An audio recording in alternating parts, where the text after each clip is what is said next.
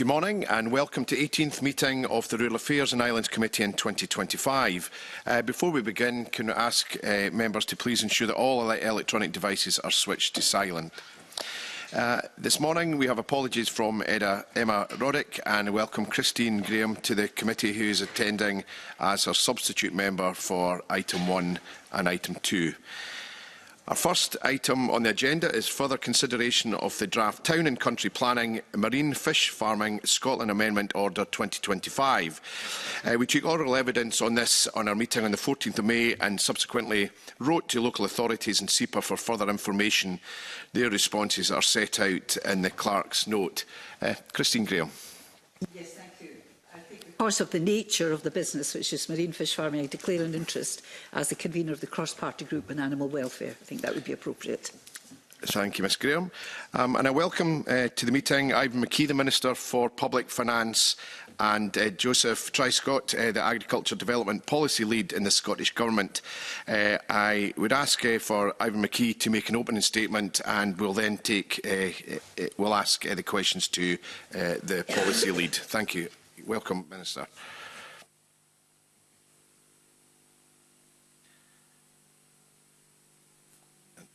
Sorry, we've got no sound, Minister.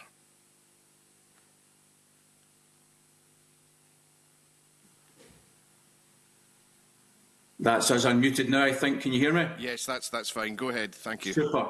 Thank you. So, yeah, good morning, convener and committee, and thank you for the opportunity to appear in front of you this morning, and thank you for your understanding and allowing that to happen virtually. I would like to take the opportunity to briefly outline the aim and purpose of this Scottish statutory instrument today. This provision provides a technical update to existing marine planning zones to deliver on principles already established in the Town and Country Planning Act 1997.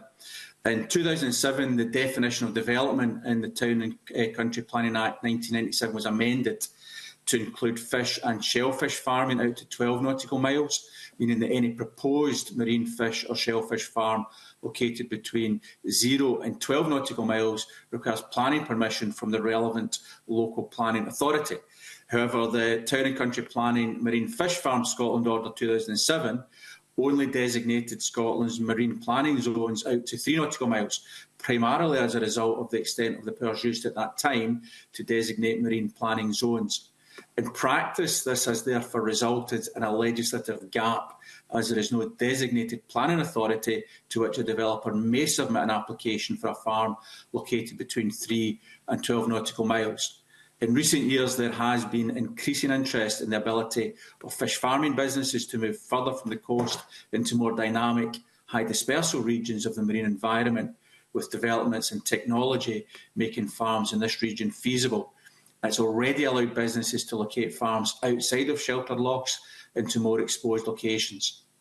This type of development has the potential to reduce environmental interactions and to support fish health and welfare, in line with the aims of our vision for sustainable aquaculture. There is also interest from the shellfish farming sector in exploring opportunities to site farms further from the coast, including co-location with other marine developments, such as renewable energy installations. The planning process for fish and shellfish farming in the 0 to 3 nautical mile space is already well understood by businesses, regulators and other stakeholders.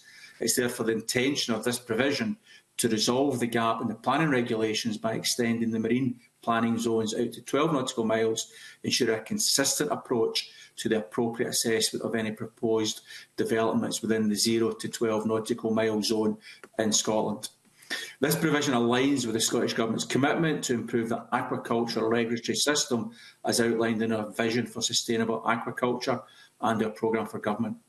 To ensure transparency and fairness, we engage with stakeholders and the wider public through consultation on the proposals to extend marine planning zones out to 12 nautical miles and on illustrative and interactive maps which outline the extended marine planning zones. The responses were carefully considered and informed the progression of this provision today. In closing this legislative gap, we can demonstrate that Scotland supports the sustainable development of salmon farming in Scotland and the important role it plays in supporting employment, with 2,300 jobs directly and over 10,000 roles in the broader supply chains, many of which are skilled and provide average annual incomes well above national and regional averages. I'm confident that the enactment of this provision will provide certainty to businesses and stimulate investment in Scotland, whilst offering reassurance to other stakeholders that the regulatory process is consistent and robust. Thank you, Convener. Thank you, Minister. I appreciate your opening statement. We're going to now move to some questions, and I'm going to kick off. So the question is to Joseph Truscott, who's Agriculture Development Policy Lead in the Government. In our evidence session, we heard stakeholders raise concerns about the unknowns with regards to the environment and also animal welfare impacts of salmon farms that could be located beyond 3 nautical miles. And indeed, during our salmon inquiry, the committee did recommend that work was done, research was done to look at the impacts on those factors and ask the government to do some additional work. Do you consider the evidence base is good enough to support offshore fish and shellfish farms, or is this instrument a little bit premature? Good morning, Convener, and thank you for inviting me today. I think in terms of the evidence base, it is essentially the regulatory framework which outlines what evidence needs to be supplied by developers to satisfy that regulator that they get that consent in place.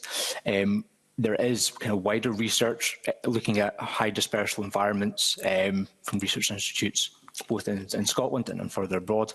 But essentially, it's the role of the regulators to consider the evidence as provided by the developer. We are, as the Minister outlined, we are already seeing farms having moved from very sheltered lock systems into already kind of quite dispersive and high energy locations. I think our most exposed site is kind of 1 nautical mile from the coast currently. So there's already been that kind of assessment of new farms operating in more dispersive environments. And essentially, whether or not a farm is looking at 3 nautical miles or 5 nautical miles or 2 nautical miles from the coast, it's essentially, is that location suitable for farming to occur, and is the technology suitable to kind of operate in that environment? And so you may have as dispersive high kind of wave height areas within our existing green planning zones as you would further beyond 3 nautical miles. And what we're essentially trying to do here is just give developers the opportunity to consider the full kind of scope of which is outlined in the regulations out to 12 nautical miles and consider where's best to operate essentially. Rhoda. Just alongside that, I mean, there are obviously benefits to being in areas where there is greater dispersal. I was in the Faroe Islands recently, and they were quite clear that this would help with issues like the micro jellyfish, sea lice and the like. But they were also clear that it could lead to more escapes because, you know, the waters were more energetic. And I wonder if that is a reasonable trade-off to have more escapes. Would they, because they're further out to sea, are they less, especially with salmon farming, are they less likely to interact with wild salmon? Yeah. It comes back to that point of developers needing to make sure that both the locations they want to operate in are suitable for good performance, but also that their equipment and technology is able to hold up to those conditions. Containment is a material consideration for planners to consider under National Planning Framework 4. So developers must give evidence that they have, assessed the environment, they've got the data onto, how fast currents are, what wave heights are like, what the direction prevailing winds and everything are happening, and then the evidence from the attestations of their manufacturers that equipment is fit for purpose. And that's essentially what's carried out already we've seen that move from farms moving stage just slightly going beyond these sheltered locks into these more exposed areas around the small isles and the like. And so that risk would be considered through planning. And again, planning, if that evidence is not considered sufficient, then that would make giving that planning consent from the relevant local authority more challenging. Just on that as well, is there not a role for government to initiate or facilitate research so that when these farms are potentially sited further offshore, it's not a case of learning on the job, it's actually knowing that the way that the cages are built or fish welfare is looked at. It's not a trial and error basis. This is an opportunity for the government and industry to get it right from the start, rather than a sort of dipping your finger in and see what happens. Should we not see more research before we actually allow these farms to operate on what appears to be at the moment a kind of trial and error basis? I mean, I would suggest there is a growing evidence base based on the fact that we are seeing farms, equipment developed in terms of already being able to go into quite exposed locations already. And there's more academic research into, what sort of moorings are best suited for that, and they're being established. And I think when you heard from your evidence session 2 weeks ago, Ian Bell from Salmon Scotland said, we're not looking to go, really far, really far out to where we're doing it. It's going to be a gradual process, and we're learning as we go. And it's that development of technology. And I think government's view would be that that work is undergoing, and there's maybe not great value in Scottish Government specifically commissioning extra research. And as I say, I think if you could, if you look at the current marine planning zones, just out to 3 nautical miles, there could be some very exposed regions out there already, especially around some of the more isolated islands like Fair Isle and North Rona, which are way out there. And you can get a planning application or apply for that at the moment. So it's really just about building that consistency, really.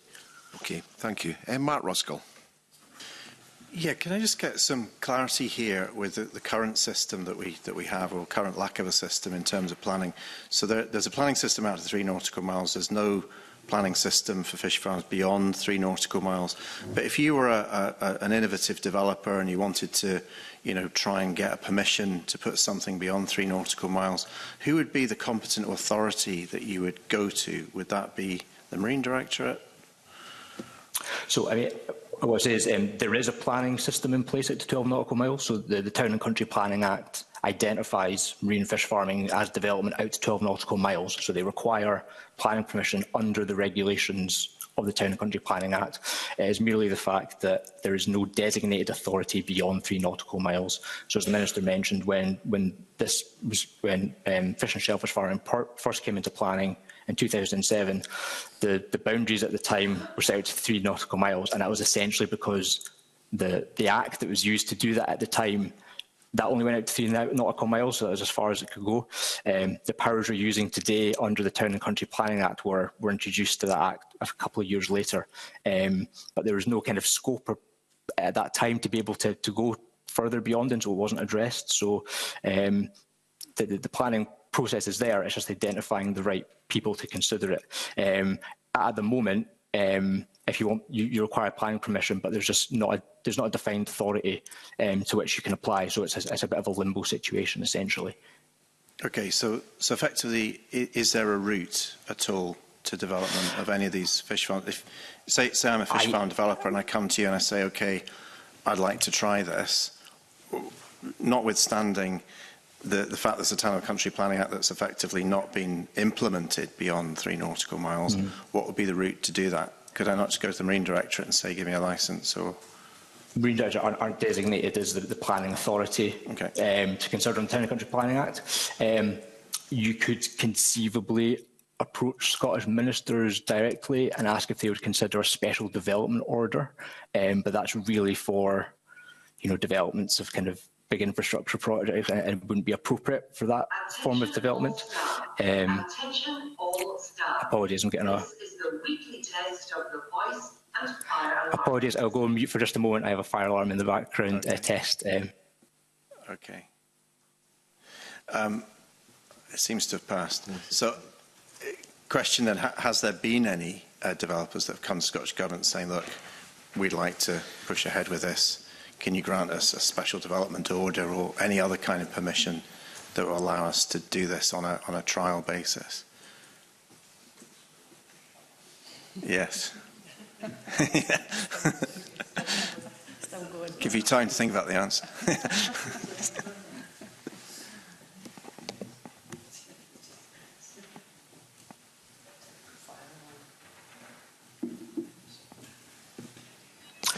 Apologies about that. I think it's past by now. So there's no one has come forward to directly say, I want to apply now. But we have certainly had interest.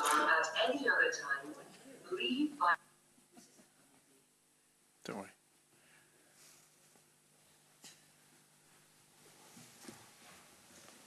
It's a very thorough fire alarm test by the sound of it, but we're patient.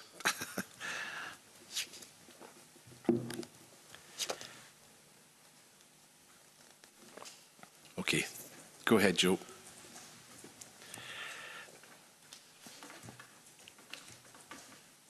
Oh.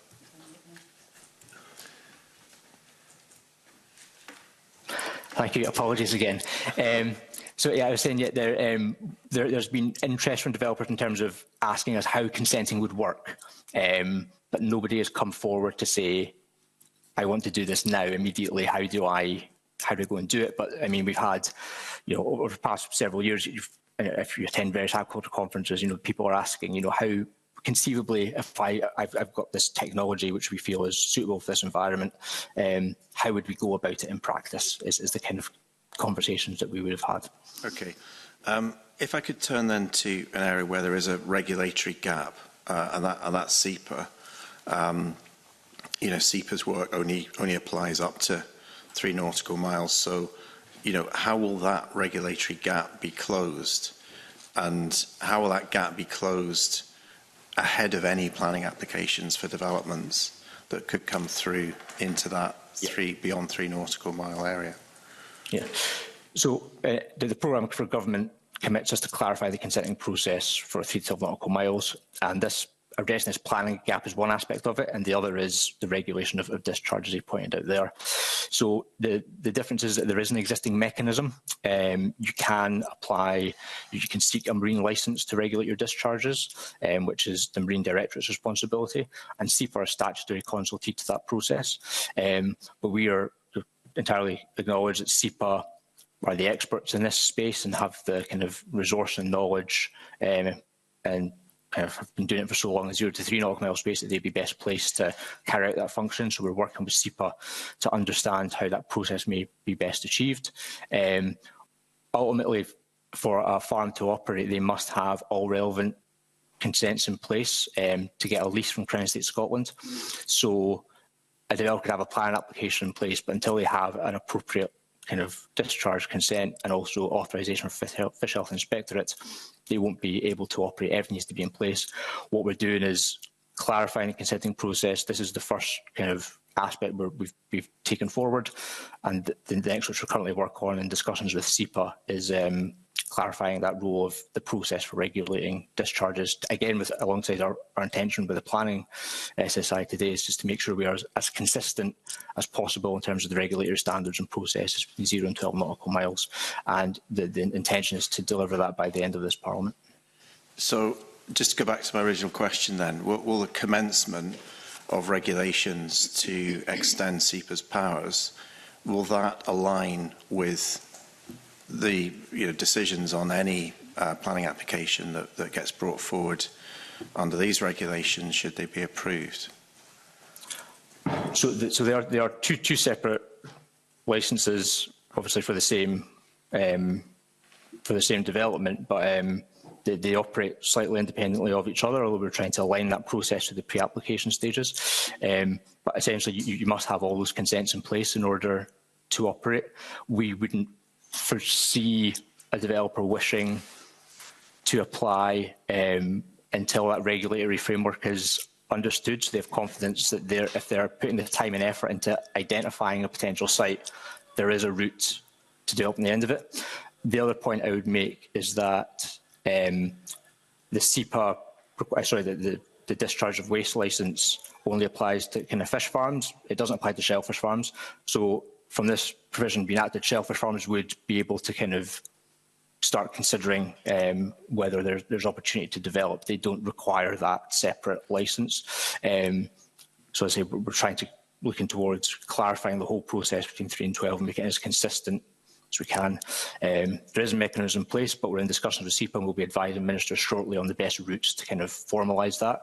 And we'll consult on that as required, kind of probably later this year. I'm just curious as to why the work hasn't been done already. I mean, Parliament has been considering the Environmental Authorisations Amendment regulations. I suppose in an ideal world, you would have had an extension of SEPA's powers through that, and then you'd be able to come here today and say, the environmental regulations in place, now we want to bring in a planning system, whereas instead what I'm hearing is, well, we've actually got a planning system over here that we're trying to, apply beyond now 3 nautical miles, make that live, but actually there's environmental regulations that are coming some way down the track. Folks are going to hang off putting in applications until there's certainty. It just feels that it's quite disjointed.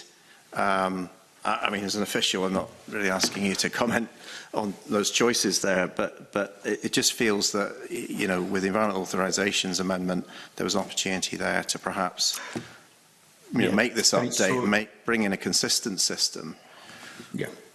We've been looking at the 3 to 12 nautical mile consenting process in the round for about 12 months now, and the major gap identified was this planning gap, in that there is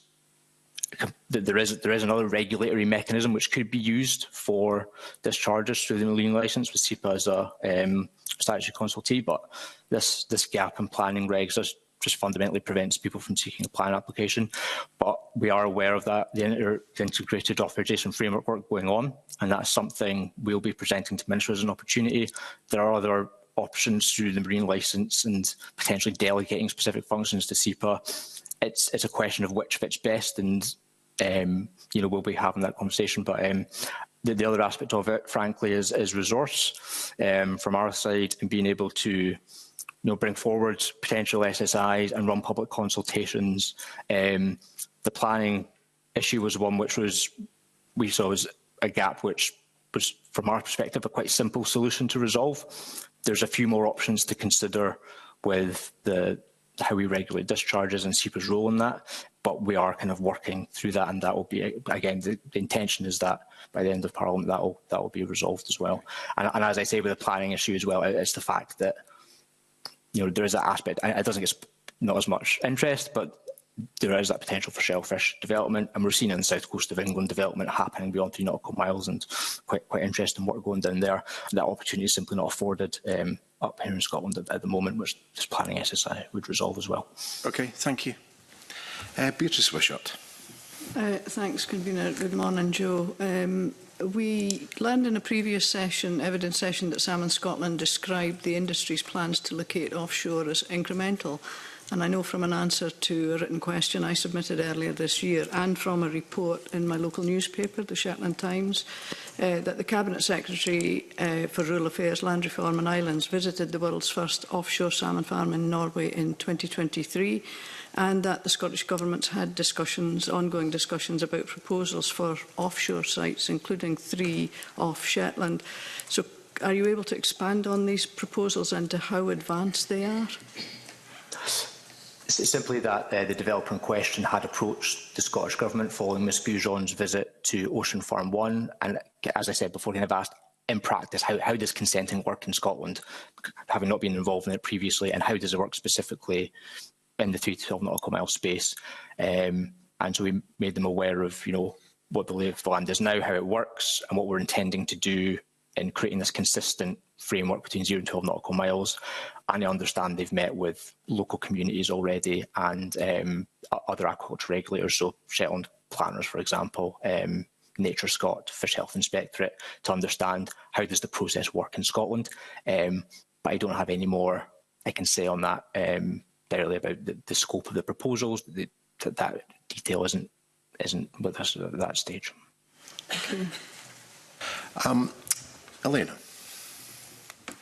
As we know, the marine space is a very busy environment. I'm wondering if you can tell us how the Scottish Government will ensure that commercial fishers and other marine stakeholders are consulted at an early stage of proposals to avoid potential spatial conflicts, which we did hear in our evidence session that we took with the Scottish Fishermen's Association. Sorry. Yeah, absolutely.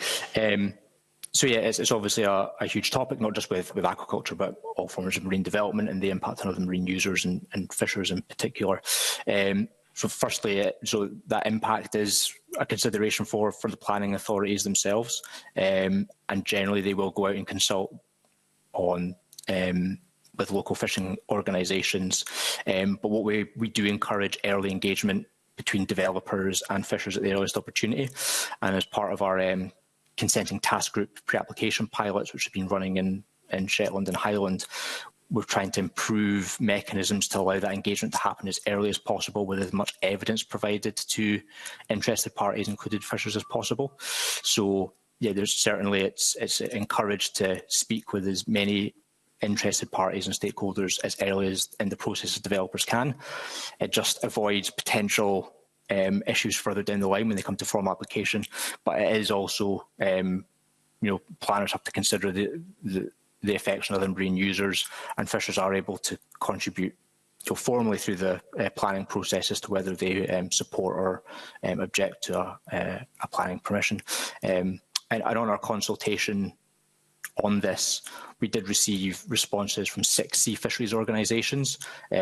Scottish Fishermen's Federation, obviously, who you heard from, didn't agree with the proposals, but there were 4 others, including a number of regional inshore fisheries groups who did, and kind of acknowledging that the planning system is probably the best place for them to put forward their views on any proposed development. And do you think that there's going to be sufficient synergy between the National Marine Plan and any of these decisions that are being taken locally? So certainly, National Marine Plan 2 will have, specific aquaculture policies. We are, with aquaculture, we do have a range of, spatial policies in place, which show your local authority will have their local development plan in place, and that might be more specific to them. Shetland, for example, may say there's certain areas where it's not best suited for aquaculture because of the amount of marine traffic in that area and the rest of it. So, yeah, it will be addressed in National Marine Plan 2, but there are a range of other kind of spatial kind of guidance tools there, which kind of should be directing aquaculture to the best places. Thank you. Beatrice. Yeah. We heard from the Scottish Fishermen's Federation's reported in the Shetland Times as saying that it's not a question of whether local authorities have got the resources to undertake the task of dealing with planning in 3 to 12 miles, but whether the expertise is available as well. Are you able to comment on that? I mean, local authorities already, through as they do in the 0 to 3 nautical mile zone, they really rely on a lot of expertise that isn't from them directly. So there's a number of statutory consultees to the planning process. So Nature Scot will give advice on the impacts on kind of natural heritage and wildlife. SEPA and Main Director are consultees, and they will also, as navigation is a material consideration of planning, they will always go out to the Northern Lighthouse Board to understand how farms in a given location should be lit and marked so that they're, safe in terms of impacts on other marine users. So as we think the process used for 0 to 3 nautical miles is transferable across to 3 to 12. As I say, you could have some very exposed locations within 3 nautical miles, which may get these kind of larger offshore style farms, and it's simply just extending that ability for developers to, consider where's the best opportunity. And it may be that if you go slightly further out from 3 nautical miles, perhaps there's less conflict if you're less kind of constrained to further inshore waters. Rhoda Grant. Thank you. Can I ask about regional marine planning and how the cumulative impacts of developments across marine planning boundaries will be dealt with? For instance, in between Cape Wrath and Mull of Kintyre, there will be 3 councils involved. So the regional marine plans are set in terms of the regional marine plans which fall under the Marine Act, and so the intention is that regional marine plans will be developed for each of these marine regions, of which there are 11, and that gives some kind of locational guidance for different activities, is the intention behind them. This is because we're dealing with the local authorities where we've got 23 different kind of coastal local authorities, that they're considering them within their own jurisdiction. But they must consider regional marine plans if they fall within one. So they would take that, and at the moment there's none in place, but Orkney and Shetland are kind of progressing that route. So they must have due regard for any policies within a regional marine plan within which they fall, in terms of how aquaculture applications are considered. It seems easier for Orkney and Shetland because they have sea space that is unique to them, whereas I think the conflicts will arrive in the Minch, really, where there are several local authorities involved. How will they work together? Do they have the resources to be able to plan?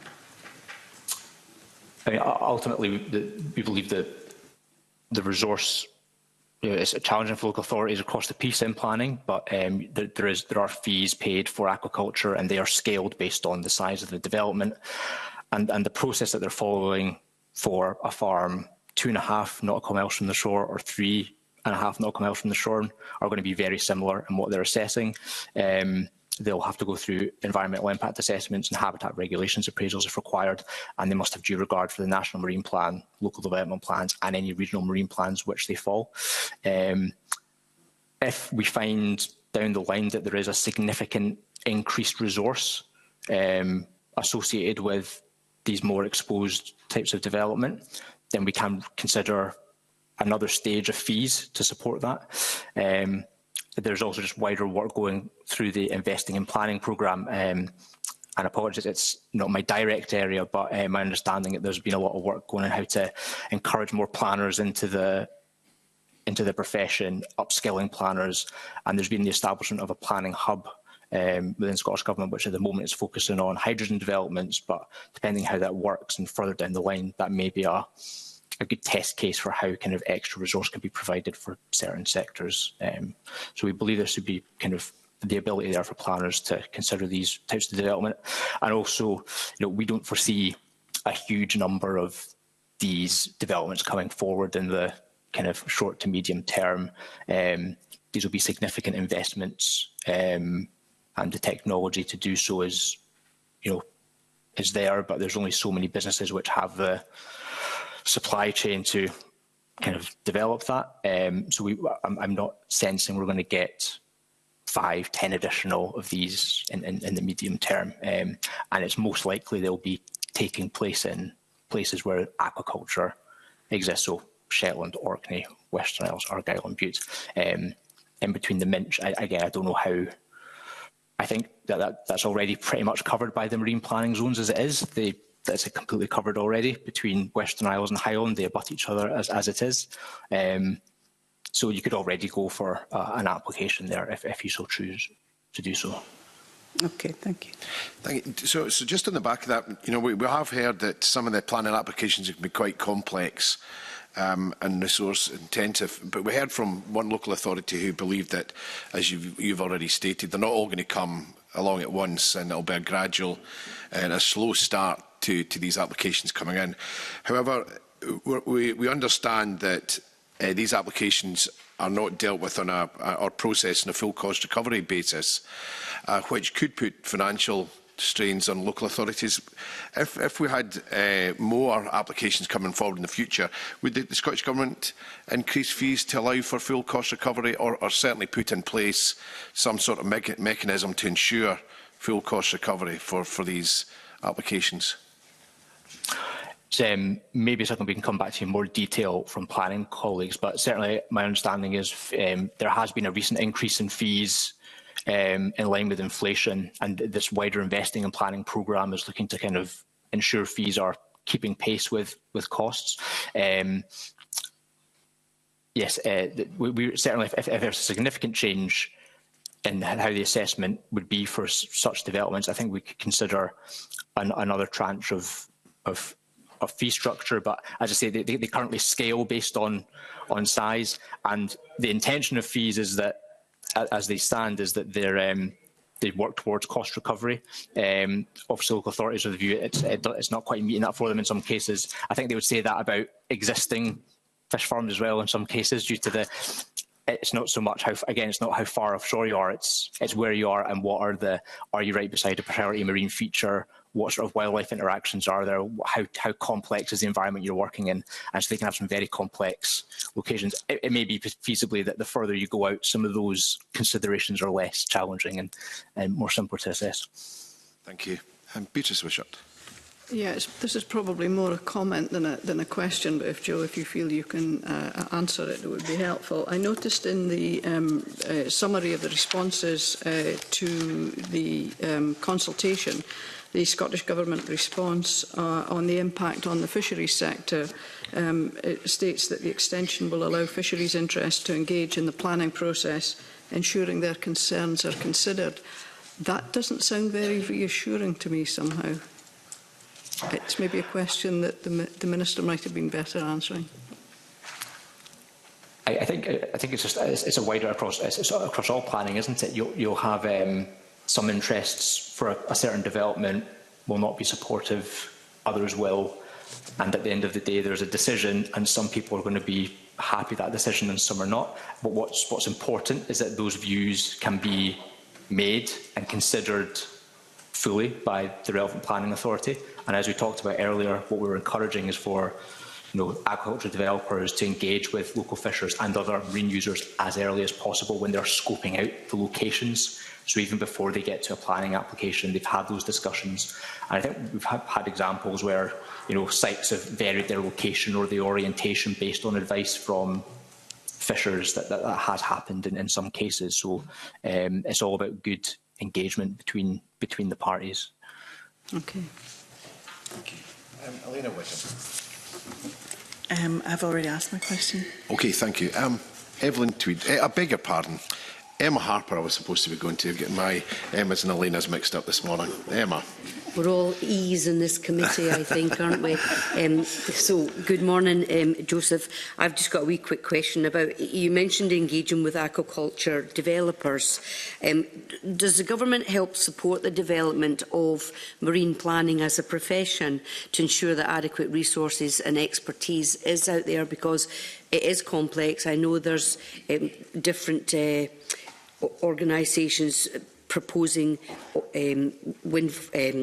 salmon farms, and now we are extending it to 12 nautical miles in this proposal. So what does the Scottish Government do to help support further marine planning? In terms of increasing upskilling for marine planning and encouraging people into that space? Yeah. Yes. I know the question to me, I'm not sure if Mr McKee, who may have more in general on the wider planning process and investing in planning programme. I don't know if Mr McKee might come in on that at all, potentially. Yeah, very happy to answer that more generally. Obviously marine planning is a very specific aspect, but in general across the planning system, we're taking significant steps to put more resources in through the work we've done on fees, although of course we can't ring fence that at a local authority level, but also to work to significantly increase the number of planners coming through the process by trebling the number of bursaries that the Scottish Government's put in place to support those coming into the planning profession, and also for the first time to recruit a total of 18 apprentice planners that the Government has employed and will train through that process to help to increase the number of people from early stage but also mid-career that are coming into the planning profession. I've been working very extensively with a number of groups of young planners that are coming through to help support them as well and to encourage others to come into the profession. Okay. Evelyn Tweed. Thanks, Convener, and you'll be pleased to hear this is the last question in this section. How will the Scottish Government consider the strategic needs of port infrastructure to support potentially larger offshore salmon farms? And we've heard quite a lot of concerns about decommissioning. So can you comment on that? Yeah. Firstly, on decommissioning, I mean, that's you'll find in kind of planning permissions where they're granted, there are conditions around decommissioning and how that should be kind of undertaken. There's also conditions around, the general maintenance of farms and how they should be kind of, if equipment comes adrift, you must be, resolving that issue. and the ports and harbours infrastructure as well. Yes. Yeah. So I mean, again, through planning, there's a material consideration on the impacts of, on shore-based facilities, and they need to consider that.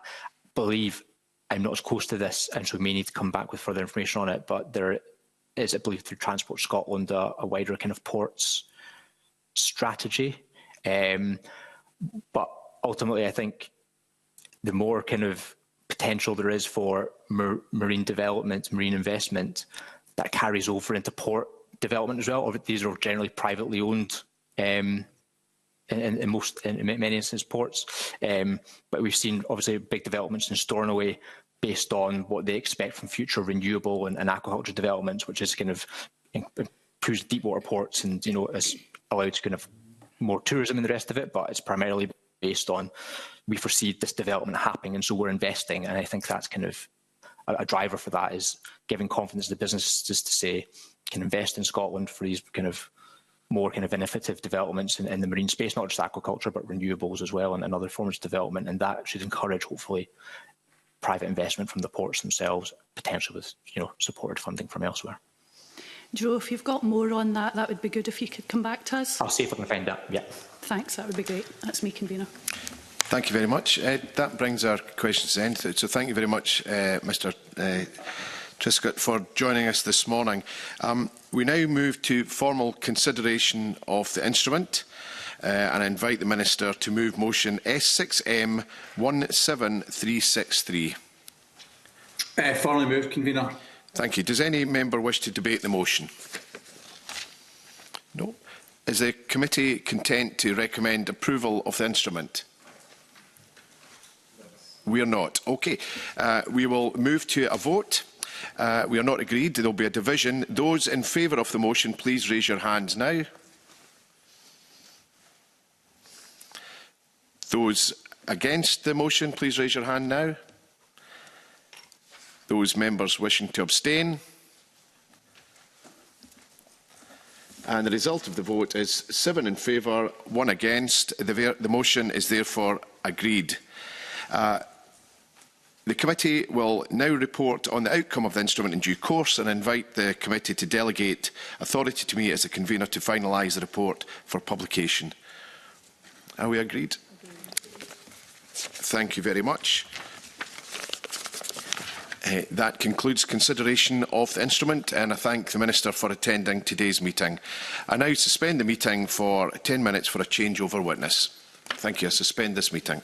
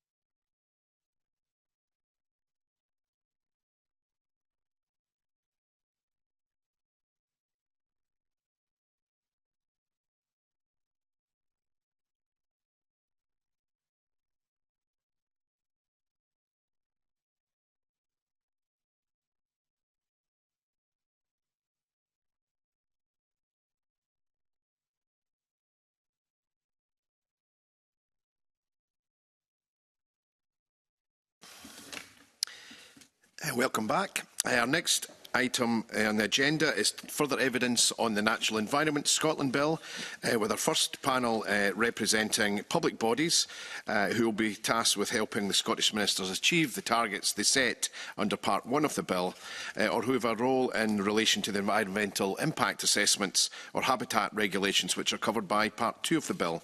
I'd like to welcome Mercedes Villalba MSP to this part of the session. I also welcome Anne Breeden from Crown Estate Scotland, Brendan Callaghan from Forestry Scotland, beg your pardon, Scottish Forestry, Alec Fluker from SEPA, Dr Catherine Lay from Nature Scot and Dr Chris Tuckett from the Joint Nature Conservation Committee. Now, we've allocated around 90 minutes for discussion, so there's quite a few questions to go through, so if we can try and have some succinct and questions and answers. And you won't need to operate your mics. We've got a gentleman here that will do it for you. So I'm going to kick off with a nice straightforward question. Scotland has consistently failed to meet its biodiversity targets or indeed halt nature decline. So why do you think statutory biodiversity targets can make any difference and have an impact on this decline? Who'd like to kick off? Annie. Thank you, Convener. Good morning, everyone. From our perspective, statutory targets will focus attention on particular priority areas and should be a positive way of, harnessing public sector focus and delivery on these. We all know biodiversity is very complex. And so to actually understand what the priorities are and to all get behind that, I think can be very helpful for Crown Estate Scotland. If the statutory targets are set, we'll focus our attention on them and seek to deliver them and work with partners to do so. So we're very supportive of that. Anyone else? Yes, hi, good morning. Echoing Anne's point, agree with those. We think statutory targets are the right thing to do in Scotland. Partners, bodies, agencies in working in this endeavour for the last quarter of a century and not delivering the outcomes and the policy intent that's required. We think that statutory targets are good, but they need to be in place of a range of other mechanisms and support and governance to drive that forward. They'll bring, again, teeth and galvanise action for many of the partners and agencies and public bodies that are in this space to help deliver on biodiversity. The full levers, the control, the funding, doesn't exist for any one single organisation. So partnership, not just across public bodies, but across landowners and industries is critical. So statutory targets, we think, are really helpful. Dr Lees? I was just, thank you, Convener, for inviting Nature Scot to participate. Good morning, everybody. I would agree very much with what Alex was saying. We know the biodiversity has declined despite everybody's best efforts, but we also are aware that climate change has become a real thing for everybody and that the statutory targets have effectively galvanised action around that. And I think the time is now to galvanise actions around biodiversity. We've had statutory targets regards to climate change, but it didn't. We've had to review those and reset. So surely it's more about the policies rather than targets. And in the absence of any policies, are targets really going to have the teeth to deliver? Well, we have a new biodiversity strategy which has a number of actions supporting that. So we do have, kind of some weight for biodiversity. The climate change targets, to my understanding, were very ambitious, kind of whilst we are setting ambitious targets here, or we hope to set them here. I don't think they're out with our ability to deliver them, even with our existing legislation. Okay, thank you. Brendan. Yeah, I mean, just adding to what colleagues have said, I think a number of the challenges, particularly in relation to biodiversity, are very long-term challenges. Landscape scale require concerted effort and will inevitably be slow progress over a long period of time. And I think in that context, you need both a clear policy, but one of the things the target setting does is it does force that reconciling of the challenges and the resources and the actual pace that's going to be possible. And I mean, I think about things, if I think about in the forestry context, the condition of native woodlands, which is very affected by deer management, which is very much you can really only address on a landscape scale, but also invasive and non-native species, and particularly Atlantic rainforest. It's rhododendron, which again, you could do everything on an ownership scale, but if it's not been done in the wider landscape, that progress is undermined. But the level of investment that's required to address that requires long-term commitment. You can't do that over the period of a parliament, for example. Okay, thank you. Dr. Tuckett? Thank you. Apologies, I'm not there in person. I would have loved to have been with you. But thank you for the invitation. In terms of statutory targets, yes, I work for the Joint Nature Conservation Committee. Our role is to provide advice on nature and conservation across the UK. So we're advising all of the governments of the UK, working really closely, obviously, with Nature Scot. From our perspective, statutory targets are important. As others on the panel have said, we are in a biodiversity and climate crisis. We need the focus on delivering to address those crises. And so to have statutory targets that brings that focus and that accountability, we think is very important. But also, as was said, the policies to back that up are needed. Having statutory targets in isolation is pretty pointless without the policy and the support. Having the statutory targets in themselves could help with that, and also, I suspect, potentially with investment towards helping to achieve the targets. So we are supportive of going in that direction. Thank you. I've now got a question from Mark Ruskell. Yeah, thanks, Convener. Just staying on targets, I'd like to ask you about the kind of topic areas that were chosen for targets, and whether you think those are adequate. And I'll just sort of go into a little bit of detail here, because I think Catherine Nature Scott, you'd said in evidence that targets will need to be set carefully to avoid potential diverting attention from wider biodiversity improvements. Can you expand on that a little bit? What was the concern there? We are aware that occasionally targets focus action only on delivering the targets. And obviously the SBS and the action plan has an expectation that biodiversity more widely will be enhanced and improved. So we wouldn't want the targets to focus attention on just one bit. We all need to be aware of the wider biodiversity improvement need. So it was merely to avoid, kind of perverse incentive that we were mentioning that. Okay, thanks. There's also been some concerns about, within the kind of species topic area, that there's a focus on, threatened species. And I suppose that, the concern there might be, kind of species that are in decline and the need for wider restoration. Are there any thoughts on that in terms of that topic area, and what targets get selected? We did make a comment in our evidence, saying that we would want it to be potentially widened to more species more generally, because kind of for threatened species, there's quite a lot of effort that can be put in already. But for the wider biodiversity, I was speaking to a colleague about this yesterday, kind of very few people in Scotland will ever see a twin flower. But if bluebells got decimated by, half of the population, everybody would notice. Similarly for things, things that appear in garden birds, and it would be indicative of a much wider crisis.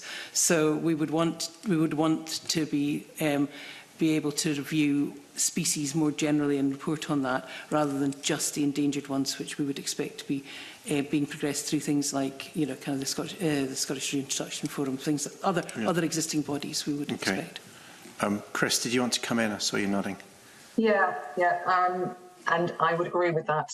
Agree wholeheartedly with Catherine about the species target. Make it reasonably broad in the work that we do at JNCC. The focus on rare species means that you might be chasing to try and find individuals, handfuls, And it's actually very difficult from a monitoring point of view, whereas actually the focus on wider species and on habitats can be a lot more useful and worthwhile.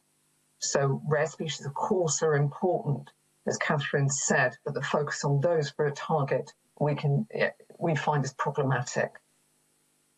Also, if I may, in terms of the targets, looking at the interplay between targets for climate and for nature.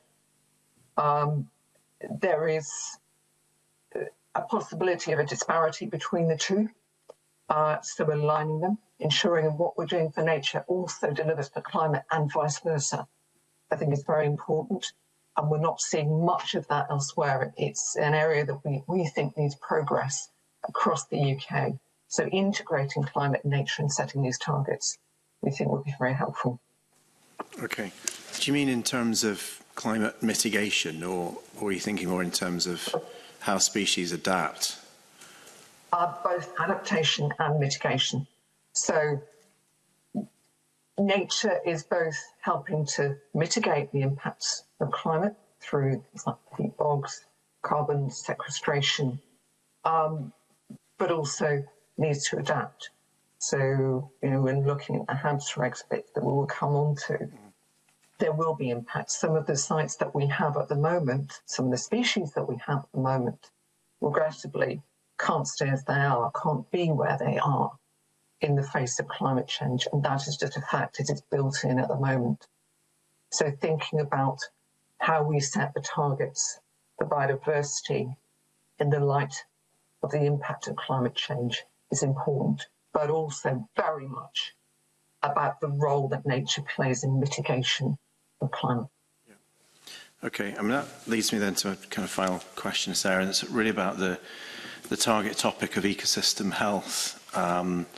It'd be good to get your views on whether, there's been enough work that you think government's been doing on this and agencies have been doing on this. Is it defined enough to be able to kind of set targets in that area, or is it an area where, work may come forward in that in the future? I mean, is it clear how targets on ecosystem health could be set and monitored and worked on? We are currently working on ecosystem health at the moment, particularly relating to red listing of ecosystems, but I would anticipate that the work that we do on that can then be trialled more widely. So we are at the beginning, I think, of that development. Okay. Could you give us an example? Well, the work that we're working on at the moment, for example, uses MACHR, because it doesn't really exist as an entity elsewhere. So we are looking at kind of what we need to be able to support MACHR and support everybody who lives kind of in areas with MACHR, to be able to balance that and what species and habitats we would expect to be part of that. Mm-hmm. So that's just one example. Yeah, thank you. Okay. Can I ask Brendan, what's your views on how Scottish forestry or commercial forestry in general might look at evidencing ecosystem health now and how that might be improved in the future? Because we heard in previous sessions about the lack of data on ecosystems, biodiversity, whatever, within forestry. So how do you think a target on ecosystem health could affect Scottish forestry? I mean, I think there is actually a reasonable amount of research on the biodiversity of mixed woodlands that include commercial woodlands, and that's actually quite a good story. It's often not the story that's widely promoted.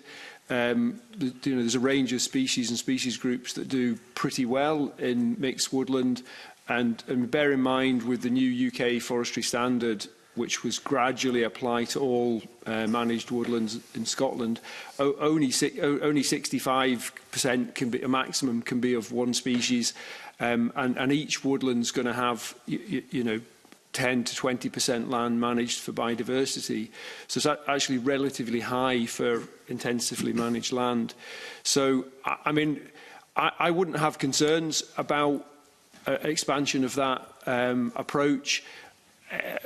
all forestry regulatory processes now involve gathering environmental data, consideration of that, and certainly proposals for afforestation or land use change involve very careful assessment of that. So we've really tried. I mean, the processes are changing, evolving, and we're really trying to do that well.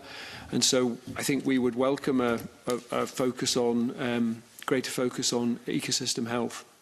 And how might that fit in? Because we hear that the forestry sector is continually having to review its practice, and the future terms it's never particularly long term. So you talked about the UK Forestry Standard that's reviewed on a regular basis.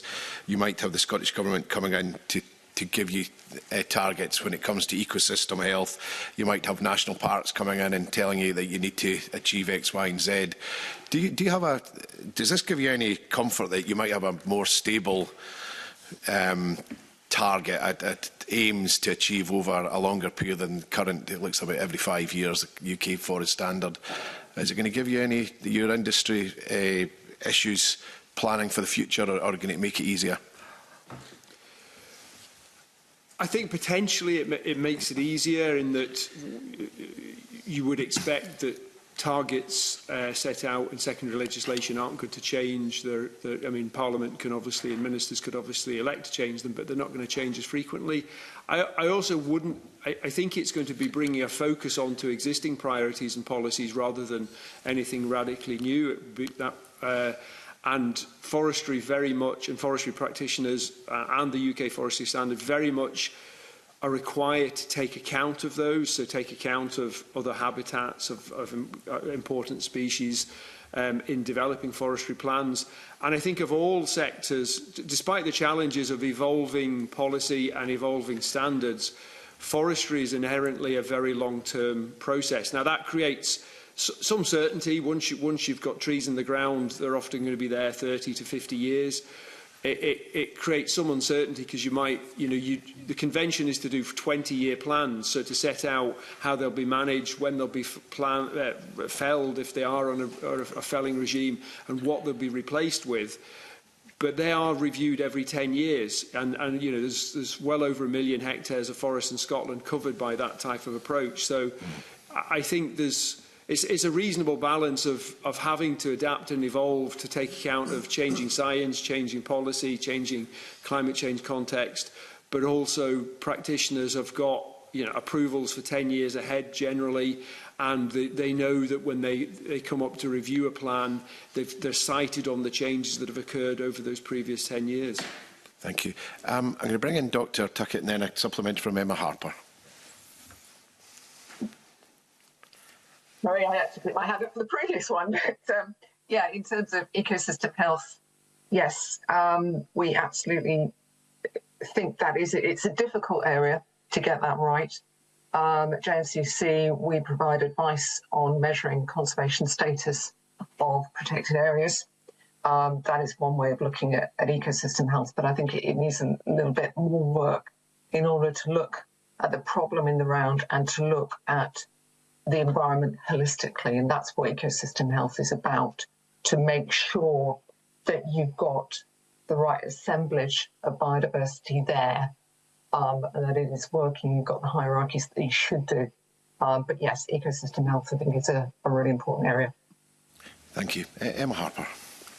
Thanks, Convener. It's just a quick supplementary for Brendan. Last time we were here, I raised the issue of ground nesting birds, and they're part of the declining species, for instance, in all across Europe. And I'm interested in how the Natural Environment Bill interacts or supports regional land use partnerships. And the development of that in terms of does it support the whole ability to focus on wider ecosystems, because we know that when trees and woodland is created, that's a great place for predators, which then can affect the ground nest and bird population. So I'm interested in how the bill interacts, intersects, supports regional land use partnerships when looking at the whole ecosystem habitats. Yeah, okay. I mean, I think it's still relatively relatively early days on the development of regional land use partnerships. I think, you know, some have made significant progress, and others, you know, they're not everywhere yet. I mean, I think if we had a situation where we did have clear statutory targets, then on whether it be on habitats, extent, condition, or particularly important species, then they would also that would become one of the requirements, one of the factors that feeds into any analysis at a regional level. I mean, frankly, it would also feed in on a case-by-case basis. It would subtly change the relative value of any sort of impact that you were picking up. So if, I don't know, for example, if you had a statutory target on protection of curlew and that's very sensitive, you say, to predator, shadow and changing land use, then yeah, that would affect those decisions, whether it's on a case-by-case basis or whether it's on the sort of zoning and prioritisation process that a regional land use partnership could might produce. Okay, all right, thanks. Hey, Mark Ruskell.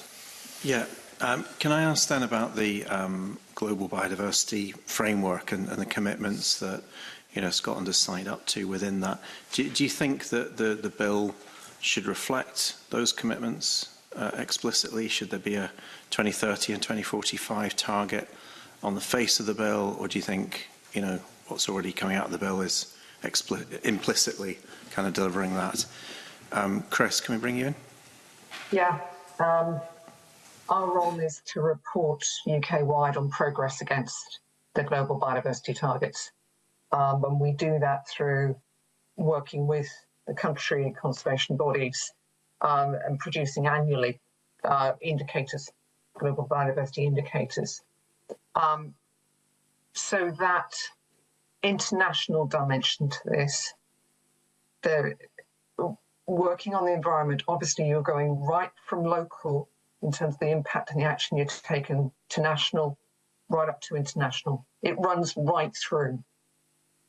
So I would say on this bill, mentioning that relationship and the importance of work at local, national, UK-wide, international level, I think would be very helpful. It is a very important driver for what we're doing here and for Scotland and the UK to be seen to be doing its bit globally against the global biodiversity framework, and to have that on the bill, I think would be very powerful. And it also, you know, it adds momentum, importance and frames part of the reason why we're doing this. Of course, there are the local reasons as well, the other drivers that are much more local, but internationally this is vitally important. And we have species and habitats in Scotland that are internationally relevant. Okay. So how would that be achieved then? Is that about reflecting the 2030 and 45 targets on the face of the bill? Is it about referencing those international commitments? What I'm interested in how you think it should be reflected in the bill. Obviously that's for you, but I would say at least referencing the relationship to the global biodiversity framework. You may not need to align the dates. You could choose to make it more overt, but at least specifying that relationship to the GBF would be good. Yeah.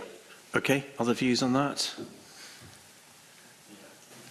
Yeah, I would agree. I think we know that species don't respect borders particularly well, especially marine environment, especially birds, and so taking a sort of global approach is welcome, and I think Scotland demonstrably supporting that is valuable. Okay. Other views? Oh yeah, sorry. Never sure if this light is on or not.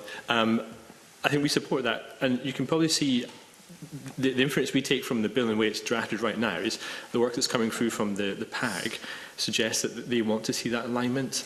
So in the Global Biodiversity Framework, there are kind of 4 long-term goals to 2040 to maintain, enhance, restore both the area of natural ecosystems, but also the species that are a threat to human-induced extinction, which in those 2 things relate directly to 2 of the 3 topic areas where targets are looking to be set within the bill. So I think there's a willingness and an intent to have that alignment to those international global targets. We think that's a good thing to have in place. I don't see why we wouldn't do it at all. And to come back on some of the earlier questions that you had a question around maybe concern from previous committees where perhaps there's a risk that the bill is focusing just on threatened species. Clearly, with the rate of climate change, if we just focus on threatened species, we're behind the curve.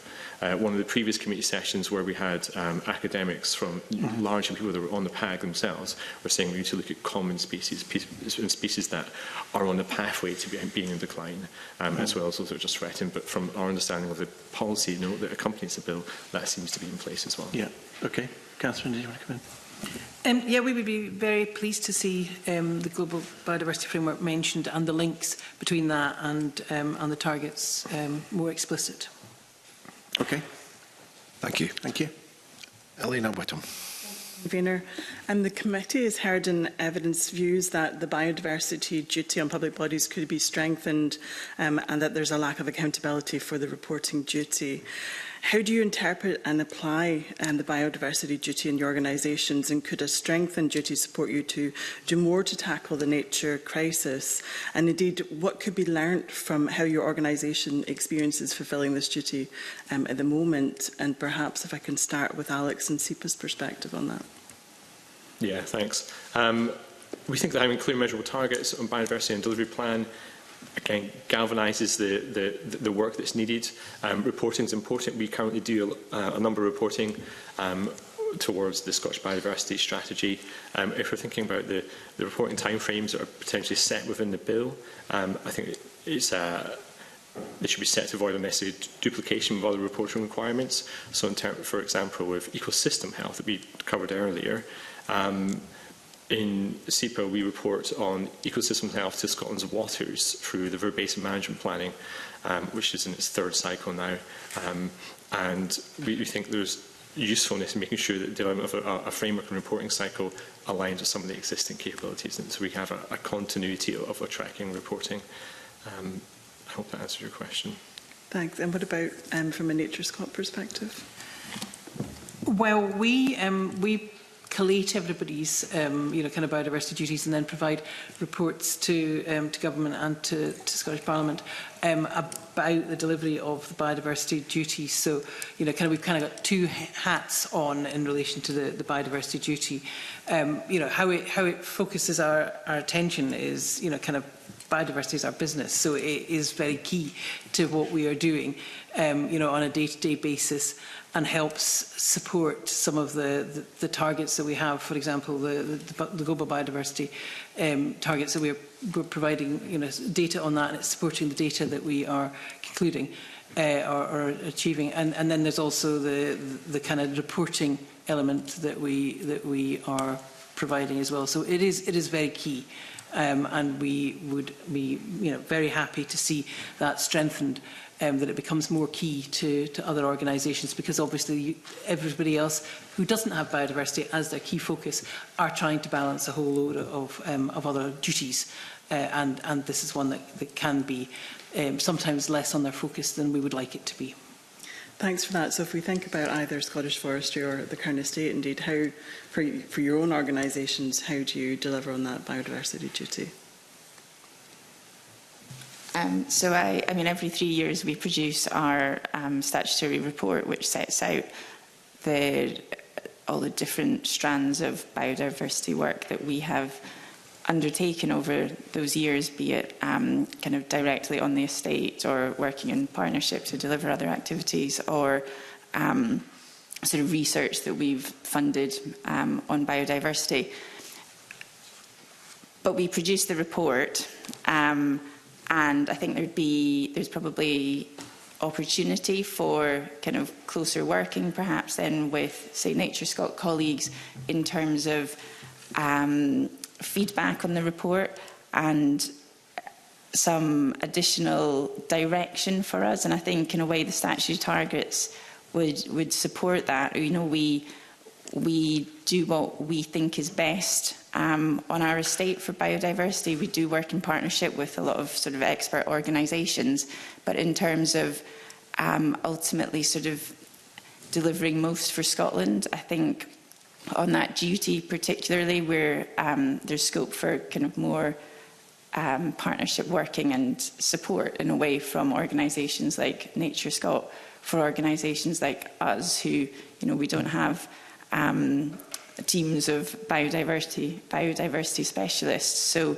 we need to kind of source that support from others at times, and, you know, being able to access sort of government agency support on that, I think would be really welcome. That's very helpful. And yourself, Brendan?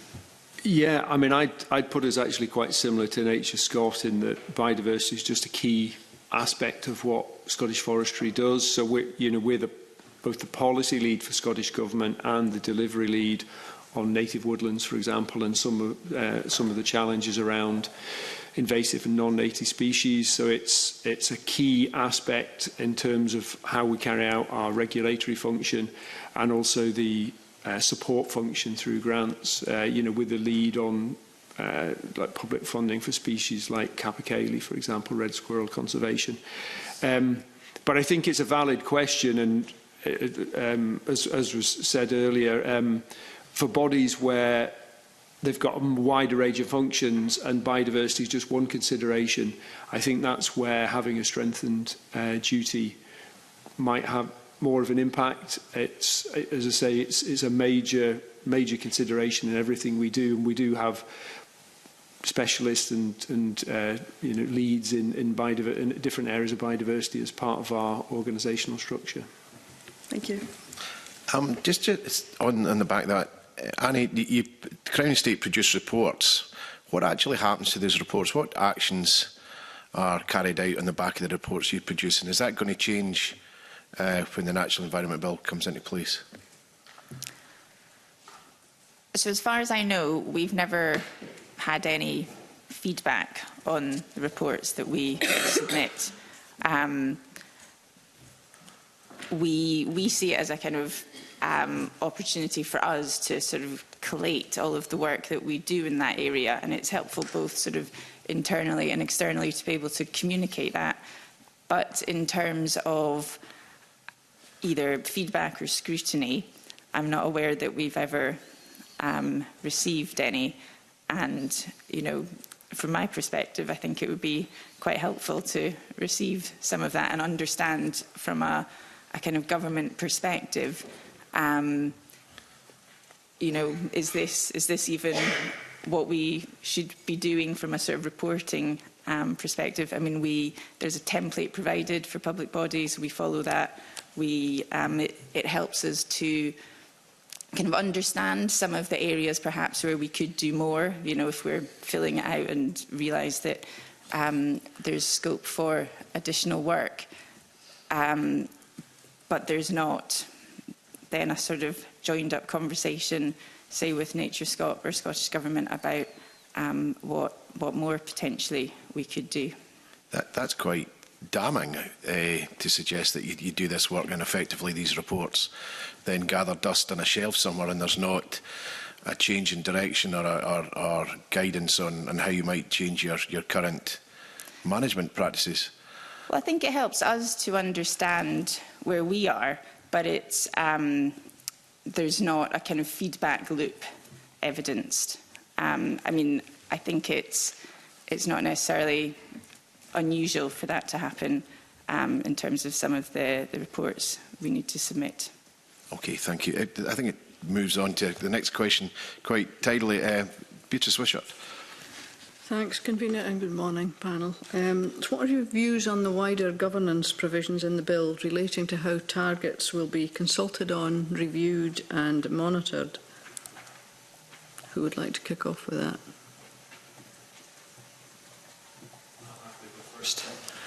Yeah. We support it. We understand that the PAG is mooted to being a part of the governance body. There are targets. We have strategic targets that are set to 2030, 2045.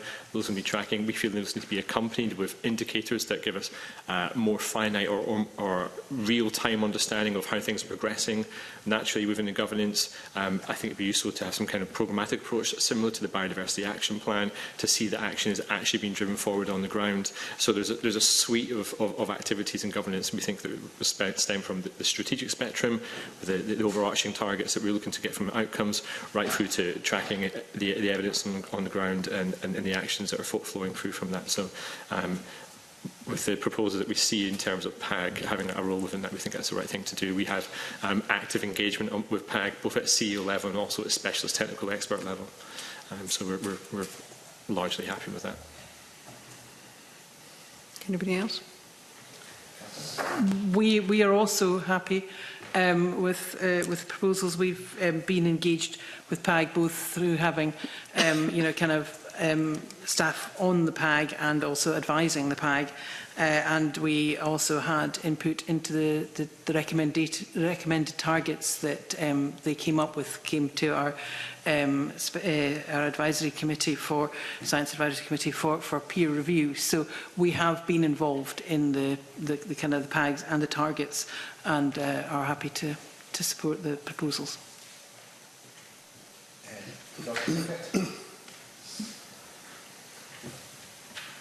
Yet, Chris, come in. Hello. Yeah, on the governance and review, yes, same thing, not for us to say, but it seems perfectly sensible. On monitoring, obviously that's very practical, and ensuring that monitoring can be delivered, it is resourced, it is properly reflecting what the targets are, and you're clear about whether this is monitoring, the species and the ultimate outcome that you want, or whether it's a kind of lead measure.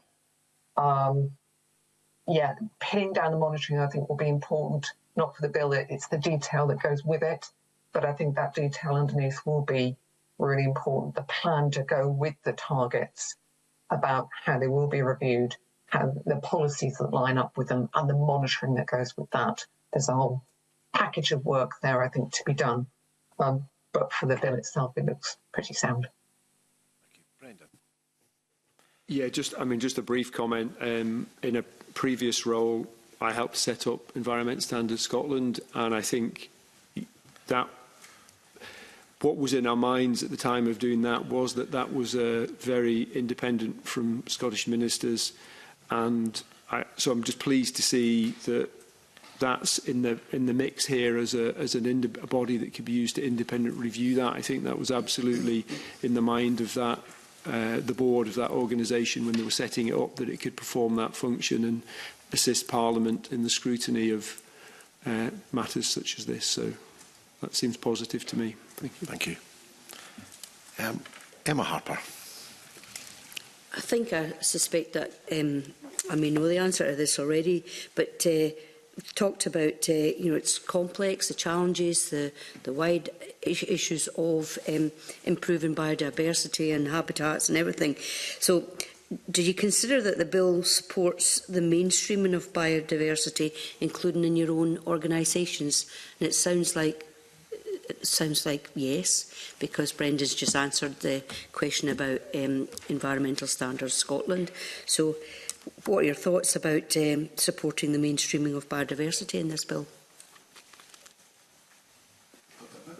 This might be one for Annie. Given the response about the reports, whatever you produced, does there need to be more accountability and legal requirements about the reports and the feedback, the whole loop that you talked about? Is that something that needs to be improved?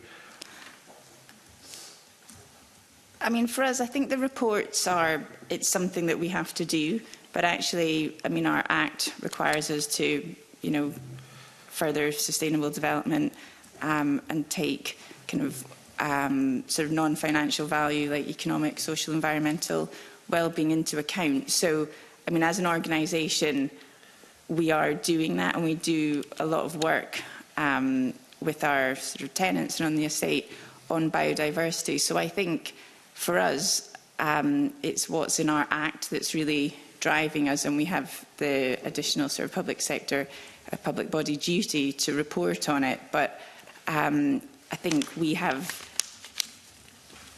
sort of mainstreamed it to a degree within the organisation because it's in our Act rather than because of the reporting requirements that we have.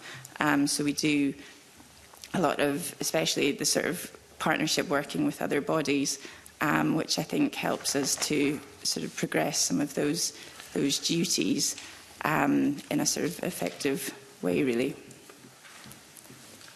Catherine? Well, obviously, we were very interested, very pleased to see the targets coming forward, you know, kind of because they reflect the public consultation that they went out for the Scottish Biodiversity Strategy, where there was widespread public support for statutory targets. So there is an element of linking that by way of mainstreaming it.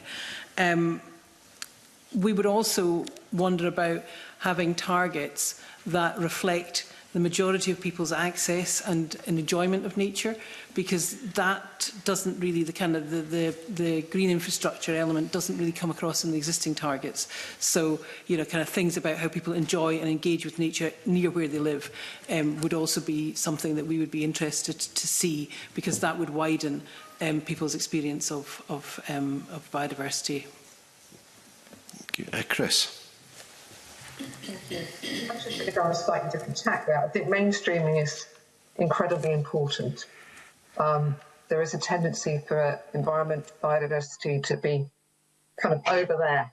And it's something that others around the table do. But what I noticed in this bill, and apologies if I'm wide of the mark here, is that the bill talks about Scottish ministers throughout. Not one minister, not the minister that's responsible for the environment or climate, whatever. It talks about Scottish ministers. And I actually think that is quite powerful itself in terms of mainstreaming, because it means that all ministers across government have some responsibility here. I assume that's what it means. And that is really important. How that is brought to bear day in, day out through policies in those various ministries, I think is important. But the fact that the bill is that broad, I think in itself helps with that mainstreaming from the outset. And so apologies if I've got that wrong, but my understanding is that this bill applies right across government and is a responsibility of all ministers. Okay. Alex?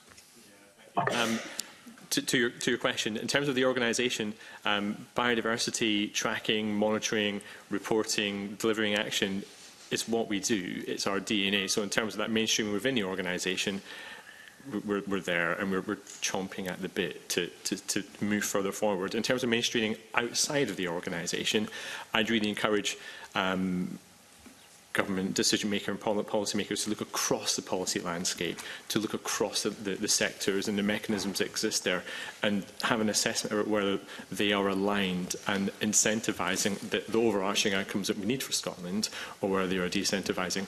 Committee had previous evidence sessions from the farming sector and representatives from that, who were all saying, you know, we are businessmen, the incentives are important to us. That was echoed again in one of the more recent evidence sessions from academics who followed that through, and also saying, you know, looking at the future for things like rural payment scheme, there's opportunities to bring incentives to ensure that funding and galvanises and mainstreams across many sectors, landowners, forestry, whoever it may be, to really lean into this. Because if you think about targets need to be ambitious.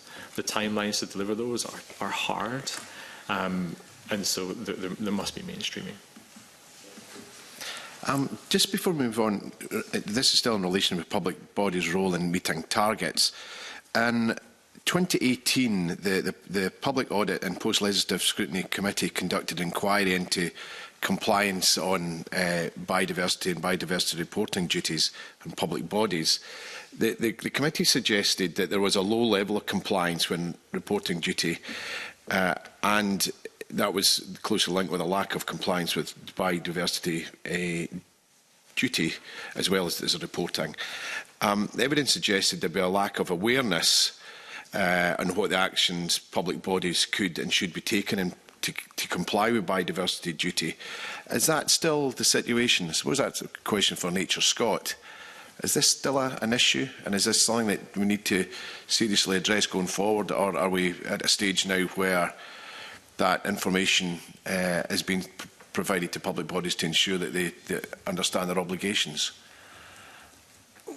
We collate the public body reporting, and it is never 100% total. There's always, kind of some public bodies that don't report. So perhaps it's not, as complete as we would want it to be. We have mechanisms where we are working with the biodiversity officers, particularly in local authorities and the national parks, to help them understand what and support what they're doing on the ground. So we are providing some support, to people who are engaged in biodiversity. But that's a relatively small percentage of the whole, kind of 1 or 2 officers in a large local authority, for example. So, potentially there's definitely opportunity to widen engagement and understanding of the responsibilities of that duty. So it's your view that it's a lack of understanding or awareness that's the issue in the non-compliance, even though it's a relatively low number? I think there will be some lack of understanding. There will also be, kind of a lack of finance to support the development of those reports, and potentially also we have seen in recent years that if biodiversity officers move on from their local authority, they aren't always, backfilled and replaced because of pressures on local authorities and other public sector bodies. Okay, that leads us in nicely to a question from Beatrice Wishart. Do you expect that there might be implications for your organisations in gathering and analysing biodiversity data flowing from future targets? And what are the resource and capacity implications of this? And is there a need for broader investment in biodiversity data to support the effectiveness of the bill? We've already heard in oral evidence a number of times of the need for more investment and capacity in public bodies. So I don't know who would like to kick off with that. Annie? Thank you. So we're currently developing our new corporate plan. So we've got a draft out for consultation at the moment, and one of the key strategic priorities in that for us is enhancing nature, is how it's framed at the moment, and that's the first time we've ever been as sort of explicit about our need as an organisation to really have focus on biodiversity. So part of one of the activities we anticipate with that will be sort of properly understanding the baseline condition of our sort of terrestrial land holdings. So we're currently sort of working through the budgets for that in discussion with Scottish Government around our budget for the corporate plan period. But we anticipate sort of putting revenue funding into that so that we can understand the baseline condition of our estate and then seek to enhance it, essentially. So we are preparing to do that. Alex? Yeah. We're confident we have capabilities and capacities to deliver against our current obligations. Those, no doubt, will change. That's typically what happens and comes forward when we have bills and legislative change. Examples like National Planning Framework 4 doubled the volume of flood-related planning applications that we deal with per annum. When we face these things, we look forward and we try and forecast and try and understand and prepare ourselves for how we can deal with those. So we have extensive conversations with partners. We look at how we can bring innovations forward, look at how we can bring in efficiencies in place. Some of the things that we're doing in this regard is we are one of the co-funders and developers of the National Flow and LiDAR programme for terrestrial, to understand better what the vegetation looks like, what the biodiversity can look like, and what data we can take from that. We use LiDAR in local locations, so we're feeding into the quality assurance of that programme, and really excited to see what will come from that. Other things that we're also exploring is there's a fair chance that our work, as you heard in some of the previous sessions, may go beyond 3 nautical miles in the marine environment. That has real implications for how we conduct surveys, how we carry out our regulatory work. We don't have the vessels for that. Ships are expensive, so we're working with Marine Directorate to strike up a corporate agreement so we can use their fleet in a One Scotland approach. We do a lot of work on the seabed to understand the biodiversity impact on seabed from marine pen fish farms. We're developing AI techniques to automatically scan imagery from drones that we use in the seabed to reduce the time it takes for our people and staff to analyse that work in labs. So for us, innovation, partnership, public sector reform are fundamental to us being able to move forward and address these things. No doubt there'll be greater challenges to come to us, and we just have to prepare and really scrutinise and analyse what we need to deliver successfully and then engage with Scottish Government and our sponsor teams. Catherine? I think there are two elements inherent in your question. There's the biodiversity data, and then there's the sort of staff and resources. And, you know, kind of for us, there are significant gaps in biodiversity data. We don't collect a lot of data ourselves. We largely support our partners to collect data and use data, you know, collected by them. So, you know, kind of we are aware that there will be costs, you know, kind of to collect more data or data specifically to answer the questions. And we have flagged those to, you know, to Scottish Government, and effectively that will be brought out in the financial memorandum for the secondary legislation. In terms of our staff and resources, we have the staff and resources to deliver the current programme that we have. But you know, kind of if the current legislation assigns effectively as more duty or more requirement for us to report, then we will expect to see that reflected, you know, kind of in the financial memorandum at that time. Chris? Thank you. Yeah, very similar in terms of the data, as Catherine said. We oversee quite a lot of monitoring schemes, plants, bats, seabirds, whatever, that are run by volunteers, largely delivered by volunteers. We have that oversight. Those keep going, and some of that work feeds through to the UK biodiversity indicators, which I mentioned earlier. So that kind of surveillance happens. We have funding for that, but of course costs go up, even though a lot of these schemes are voluntary. We are also, as Alex said, looking at innovation and using things like Earth observation to see if we can do the job more efficiently, more effectively, more cheaply. The scope of the bill, so in terms of the data and availability, it is there, but of course, whether it works at the right level to show a change is important, and that will depend partly on how the targets are set. The scope of the bill for us is important. I'm not clear on whether the bill relates to the offshore marine environment. So JNCC has responsibility for advising on the state of nature in the offshore, so from 12 nautical miles outwards. For Scotland, obviously, that is huge and vitally important. If the bill does extend that far and there are targets related to the offshore, then that may bring additional requirements. And what Alex has said about the cost of survey vessels, booking them in advance, though we are absolutely seeing those costs going up hugely in recent years. So that's, yeah, that would be an issue. And the final point I wanted to raise was JNCC, we are looking at the changes in regulation across the countries of the UK and looking for signals where changes in policy, what impact they're having in terms of the biodiversity outcome, or ultimately biodiversity outcome. As well as monitoring and looking at progress against the targets, we potentially could help in showing whether the policy levers are working or whether similar approaches in other, different approaches in other countries across the UK might be more beneficial. So a kind of an offer of help there that we can do that overview of where there are different policies and legislation across the UK, what impact that's having and how that might compare to Scotland.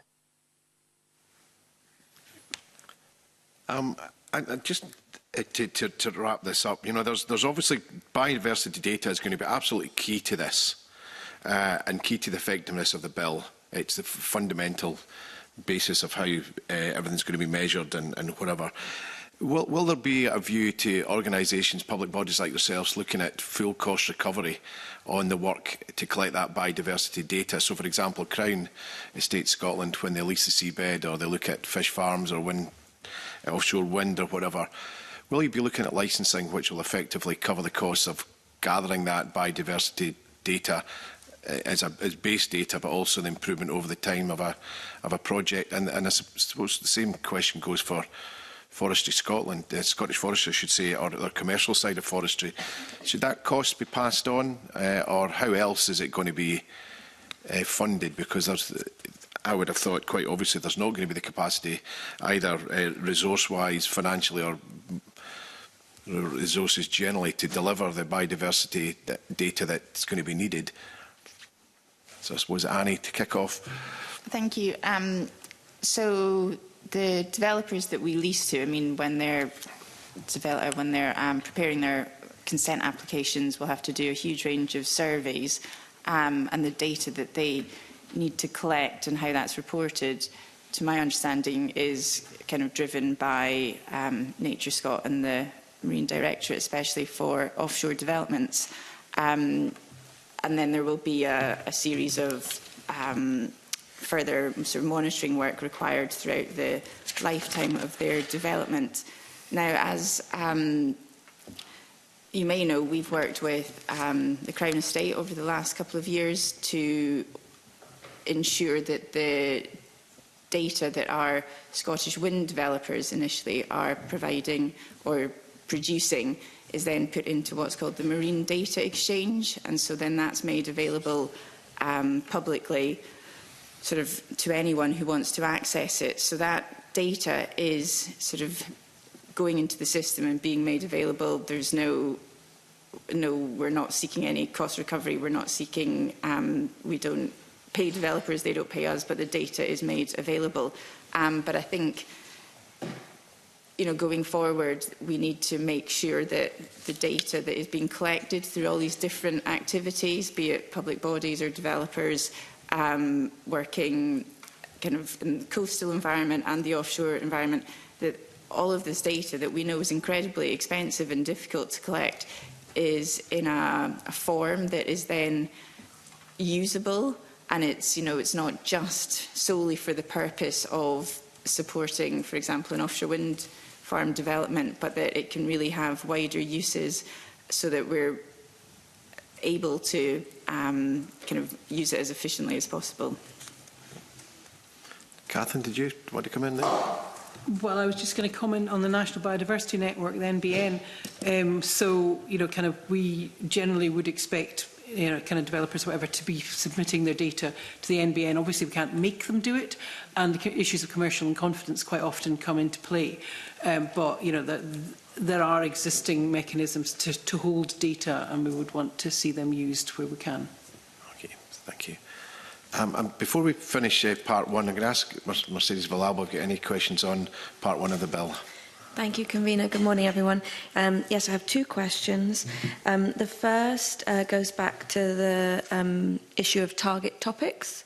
So I know we've discussed this already at the start of today's session, but I just wanted to go back because the Programme Advisory Group identified 7 target topics, and we've discussed the 3 that are being taken forward. But I wanted to hear your views on one of the ones which isn't being taken forward, which was investment in biodiversity.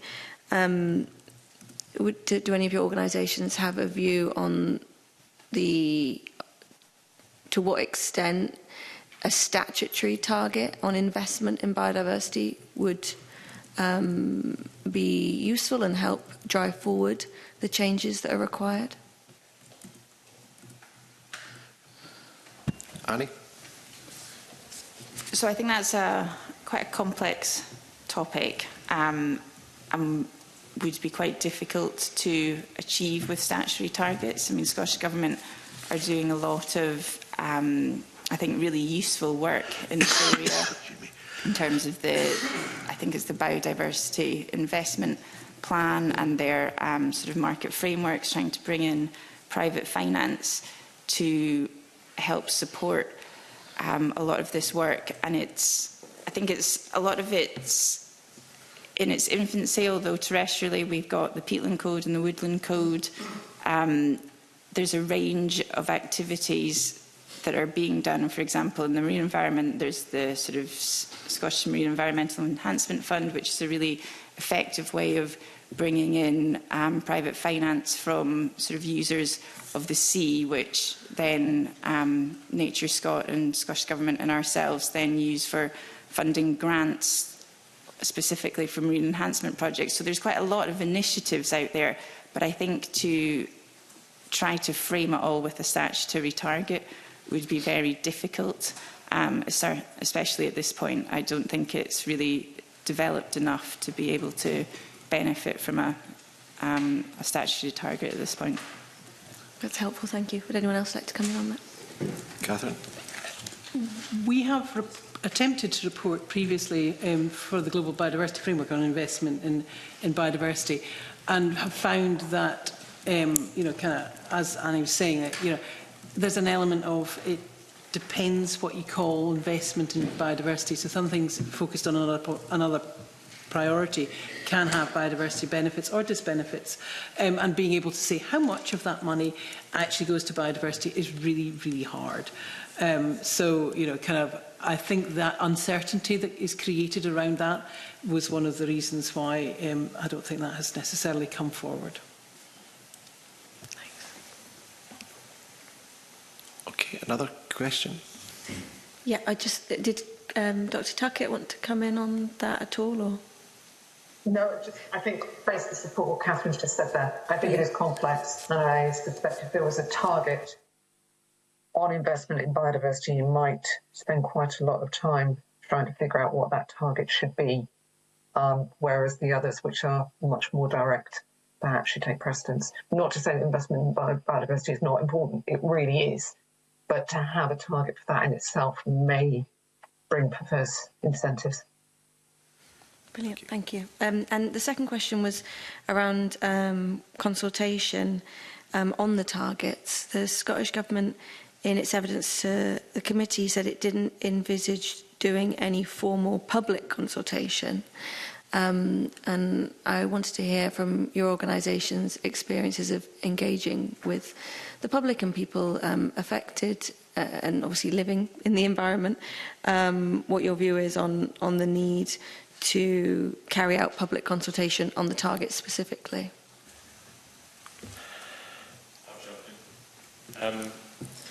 In principal terms, engaging with people that are impacted by policy change at national and local level is good. It's the right thing to do. In SEPA, we consult regularly on our regulations, on our policies. It's important to take on the views and understand how best we can take forward delivery. For things like the action that will be required on the ground, I can imagine that engaging local communities, engaging landowners, engaging those people who potentially will be feeding into or enabling change in the environment to flourish nature and to bring about better biodiversity, I would only imagine that would be a useful thing to engage with them and consult. Thank you. Catherine? I agree with what Alex is saying. But I think there's a distinction that we need to be aware of between the living and enjoying and appreciating nature and wanting to support its improvement and the biodiversity elements of that, and actually collecting the data. And the targets will be governed by data. So a lot of people will have views and experiences which are eminently, important and sensible and all the rest of it, but they're not going to go and do any collection. So, so actually collecting the data, we need to separate from wider public engagement, I think. Support the engagement, but actually wonder whether the public are the people who will be collecting the data. Thank you. Annie? I'd agree in that sense in terms of the data collection should be very science-driven. I think in terms of delivery of the actions that are going to be required in order to meet these targets, anticipating that some of that will need to be done by sort of land managers or farmers, different people working and living in Scotland, that I do think in that sense it's important to make sure that what is going to be asked of people in order to meet these targets is consulted on, to make sure that it's, you know, sensible and deliverable, essentially. Okay, thank you. We're now going to move on to part 2 of the bill, which covers EIA and habitat regulations. And a question from Rhoda Grant. Can I ask, is the new overarching power allowing Scottish ministers to modify by regulations the Scottish Environmental Impact Assessment legislation and the Habitats regulation required, given the existing delegated powers in this area? I mean, I can, yeah, my understanding, and I've had some involvement inputting to the bill development process, is it absolutely is required. There are limited circumstances under which existing powers might allow ministers to modify, correct existing EIA regulations, but they're relatively, I think they're limited to where errors or it's identified that it's not in compliance with the original EU regulations that allow us to sort of correct that. So this is, I mean, my understanding, this is a replacement power, and without these provisions, it's very hard, other than through primary legislation, to make any amendments to either the EIA regimes or the habitat regs. Okay, we've had evidence to suggest that substantial changes should be made by primary legislation. So can you maybe just give us an example of what you think these powers would be used for? Because we've had evidence that they're not needed. There's a huge amount of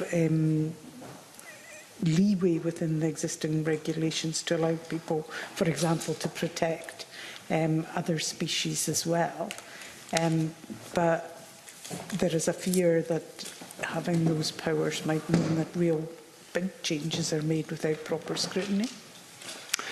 Well, I could certainly give an example. Intervene there. I think we've also heard that keeping pace powers cover most of the concerns that you raised in your first response to Rhoda Grant there. Is that not the case? You want to consider that along with Rhoda's question? Yes, so I mean, Scottish Forestry administers leads on the forestry EIA regulation, so I could maybe give an example or two in that area. So as we have cases either of applications or where enforcement is needed, you gain experience and circumstances arise that perhaps weren't envisaged at the original drafting of the bill, and so that's really what's been in our mind to seek these powers. So if I give an example, the current wording of the forestry regulation in terms of who we could take enforcement action are, it's the person who is thought to be who's committing the act on land, and we've from experience that's caused difficulties for us because sometimes it's not clear who they are, and the current wording, for example, doesn't allow us directly to issue an enforcement notice on the landowner. And that enforcement notice could be just to stop work or to carry out remedial works or to apply for consent. There's a range of things that we have powers to. So that's one of the things, that's an example of one of the things to look at, the wording of who enforcement action and an enforcement notice could be issued against. And when we look at other areas of legislation, it does allow us to take action against either the landowner or persons who are suspected of taking the action or being responsible for the action. So that's an example of one of the things that we don't think we could we could address through the keeping pace powers or sort of correcting as a deficiency. It is a specific change, but it's a relatively modest change. But without these provisions, that would need to be added to a piece of primary legislation relevant to that subject matter. So, if I can, so how do you get over that at the moment? Or don't you? Is that the issue? If that situation arises, that limits how we could take enforcement action. So unless you can directly link the person taking the action on the site to the person who owns the land. So we had a case where we had to issue. It was just a sort of an example of complication. The ownership was I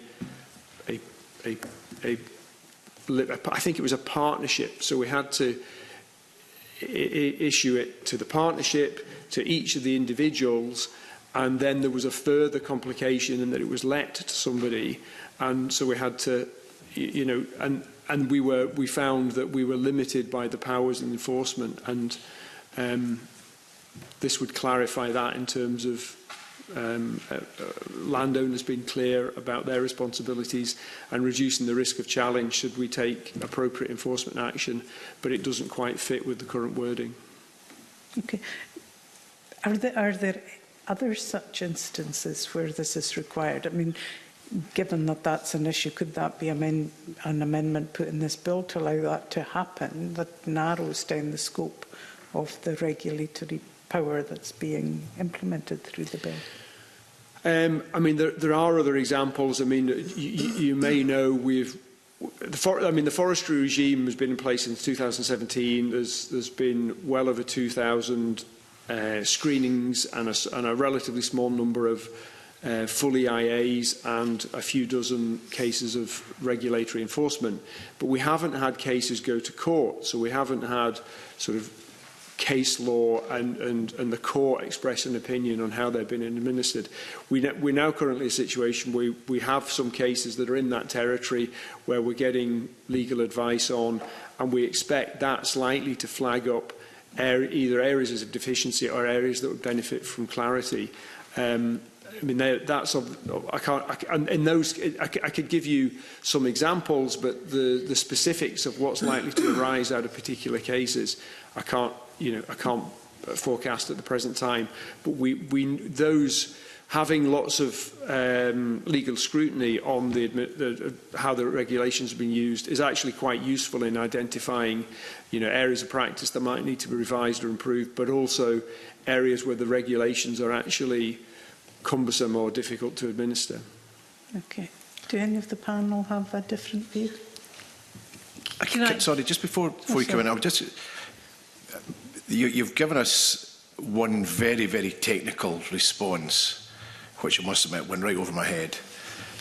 But this appears to be a massive sledgehammer to crack a tiny nut. So you've come up with one example.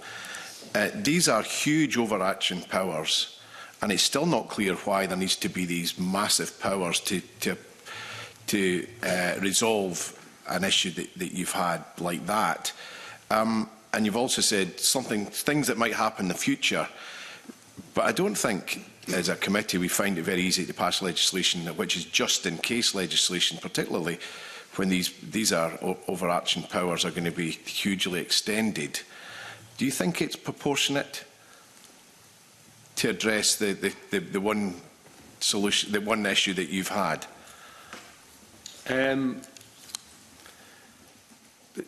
I mean, these powers have been in place since the EIA regulations were instituted in 1999. I think they've been used twice in that period. So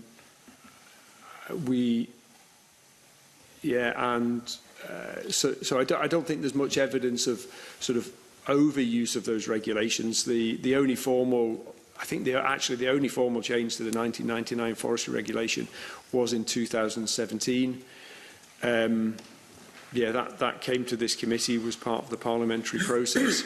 I think it's a balance. If there isn't a power for ministers to make those amendments, then any minor amendment would have to come through primary legislation, and the opportunities for doing that are actually quite limited, given the.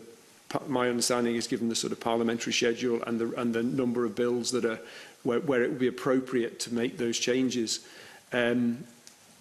So it's just about really good administration, and I know there's been debate and stakeholder views in terms of the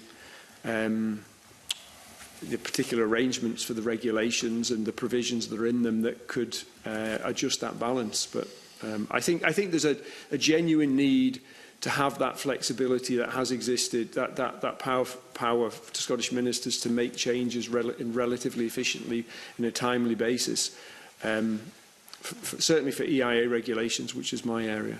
Okay, Catherine. Well, I just was wanting to check that your question was specifically related to just the EIA part of the EIA Habs Regs kind of bundle, because we support changes. It doesn't make a lot of sense to us to have legislation that we can't actually easily amend.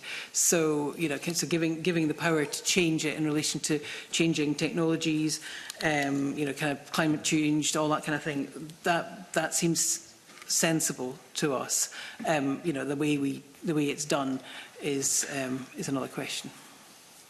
The evidence that we had prior to this is that there is that flexibility within the regulations as they stand. We find that that there are some issues with that, but they may well be able to be addressed kind of more specifically than the general power. Okay. But this is the problem, that this is potentially giving huge powers to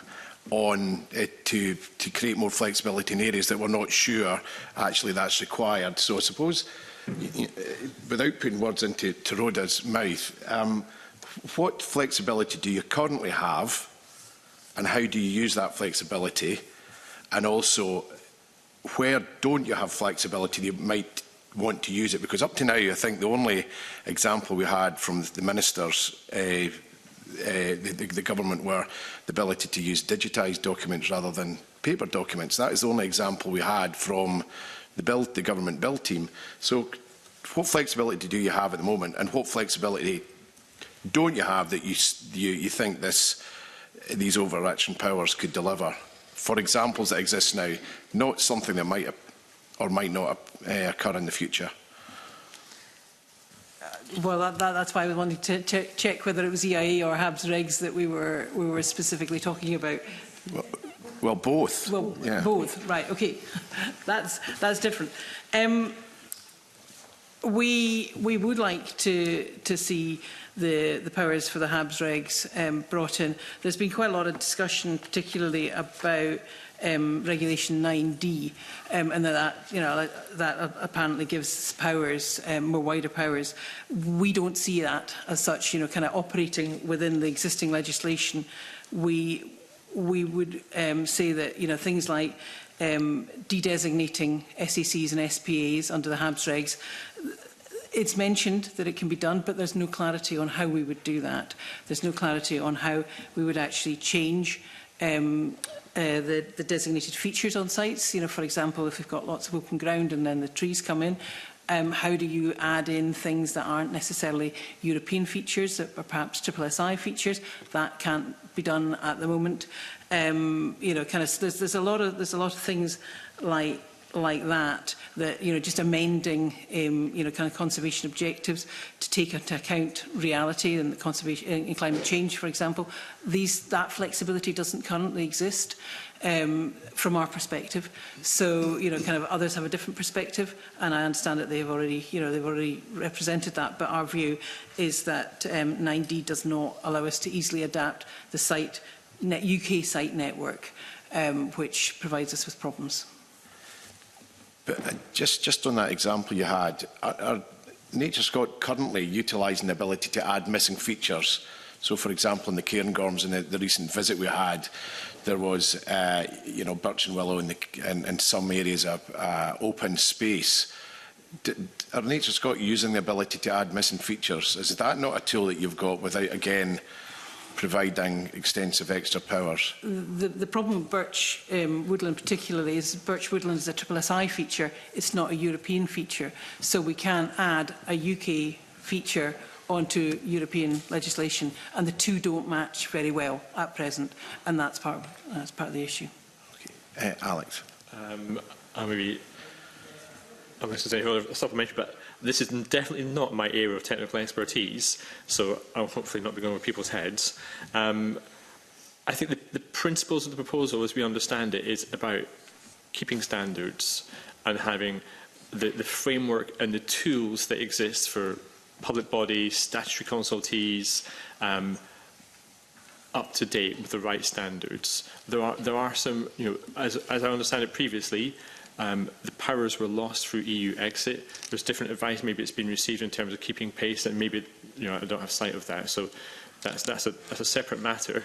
But in terms of the principle of maintaining the right standards for us in SEPA, we see across the landscape, across sectors, there is a lot of activity that coming in the pipeline that requires EIA. So the pace and change of the energy sector for renewable technologies, pumped hydropower storage with the updates from DEFRA on a new cap and floor regime, those things are driving big investment choices and big planning choices that require EIA assessments. If we are to think about a framework for a bill that's looking to protect the environment, to increase biodiversity, to restore nature depletion, tools like EIA are important as a standard setting tool that is used by your public bodies to support the assessment and advise the planning bodies when those considerations are coming through. With habitats protection regulations, there is risk there if habitats regulations could, if they are changed, could result in making it harder to deliver some of the biodiversity outcomes that we're seeking to achieve. So, for example, in river basin planning, which equates to near 90% of our current commitments under the Scottish Biodiversity Delivery Plans, there is a potential that in Section 3A to F of the proposed regs, there could be a scenario where changes that potentially weaken or lessen the focus on habitats through those regulations could make it harder for us to achieve the outcomes that the Scottish Government want us to deliver for our BNP, river-based management planning. So there are knock-on effects.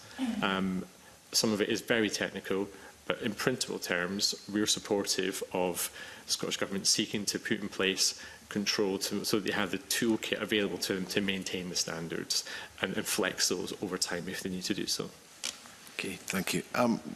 Rhoda, do you have any further on? Well, just concerns about how we...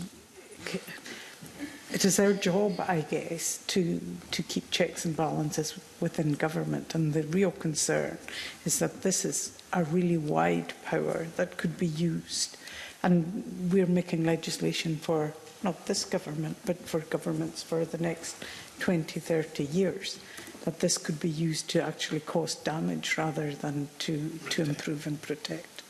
Thank you. I could give another example just to mind. Currently, there's no provision for Scottish ministers within the forestry regime to make a screening opinion of their own volition. Now, what that means is if the provisions are that people can ask us to do a screening opinion. So if we become aware of somebody planning a project that we think needs to be screened, at the moment we can't proactively look at that and give them a screening opinion and advise them that that would require consent, for example, or just that it. And so we have to wait until in that circumstance that they've potentially carried out works, and then we would take enforcement action against them. So that's one of the things we would like to change using these powers is to add an ability for Scottish ministers to issue a screening opinion of their own volition.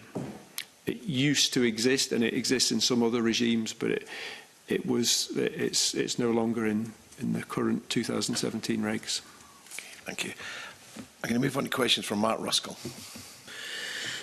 I think we've covered some of the areas that I was looking to come in on, Convener, but if I could just go back to the kind of flexibility for protected sites. I mean, again, a very kind of narrow potential use of the powers that are here.